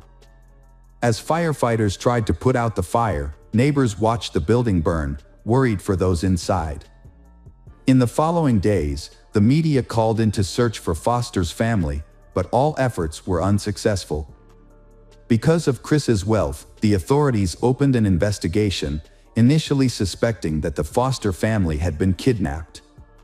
However, at the time, neither the bodies nor the security footage were found, so many speculated about what might have happened to them. It took 3 days for the fire to be completely extinguished. After the fire was extinguished, investigators carefully examined the house and found the bodies of Jill and Christopher on beds in a room that had collapsed into the living room. However, there was no sign of Kirsty. While some hoped she could have escaped, others feared she had been kidnapped. Sadly, Kirsty's remains were found in the rubble a few days later. Investigators used a brush to carefully collect her remains into a hearse. A fragment of Kirsty's skull revealed that she had suffered a gunshot wound to the head, like her mother. After examining the body, the police began to suspect that Chris had committed a crime. At the same time, they began investigating his financial situation. When they dug deeper, they discovered that Chris, a seemingly successful businessman, was actually heavily in debt. His total debt had reached £4 million, and when creditors tried to take his assets, they discovered that Chris had intended to demolish the house to ensure that there was nothing left for them to take. Security footage confirmed the police's suspicions. Chris committed the murders and took his own life without leaving any explanation or warning. Speculation about the motives behind the brutal crime led to two main theories. One theory had suggested that Chris, feeling ashamed of having lost his fortune, chose to commit the heinous act to avoid admitting his failures. Another theory had proposed that Chris, being self-centered, decided to destroy everything rather than face the possibility of loss. However, Enid had disagreed with these theories. She had firmly believed that Chris acted out of love for his family, trying to protect them from financial ruin. She had defended him and felt a deep sense of sympathy for his situation. In contrast, Chris's brother Andrew had held a very different view. Despite not speaking for 16 years, Andrew had briefly considered reconciling with Chris for their mother's sake. However, his fear of a hostile encounter had kept him from reaching out. Andrew had alleged that Chris had bullied and sexually assaulted him during their childhood, leading to a tumultuous relationship. Andrew had maintained that Chris exhibited bullying and controlling behavior. Andrew's attempts to reconcile with Chris in 1999 had been met with resistance. Chris had responded to Andrew's letter with a demand for a written apology, stating that Andrew would have to beg and scrape on bended knee to make amends. Andrew had believed that Chris refused to acknowledge his past wrongdoings and instead held on to long-standing grudges. For months after the tragedy, on December 19, 2008, a joint funeral had been held for 15-year-old Kirsty and 49-year-old Jill at their local village church. The service had been quiet and respectful, attended by close friends and family. Both Kirsty and Jill had been buried in the same plot, as requested by Jill's family. Chris had received a private funeral and was buried elsewhere. In the years following the tragedy, the remains of the burnt-out house and the family's charred belongings had been left on the site. These had included Kirsty's first aid book for her horses and a handwritten note detailing the family's meal plans for the week of the tragedy. The ruins of the house had remained until 2011 when the debris had been cleared. The 16-acre estate had been sold in 2014, with plans to build a new 6-bedroom house. Although the property had been put up for sale in 2012, it had taken 2 years to sell, reportedly after the price had been reduced. The reasons behind Christopher Foster's actions may have been financial struggles and the pressure to maintain a wealthy image. However, this had not justified the horrific outcome. Instead of having made sensible financial decisions or confiding in his loved ones, Chris had chosen a destructive path that had had devastating consequences for everyone involved.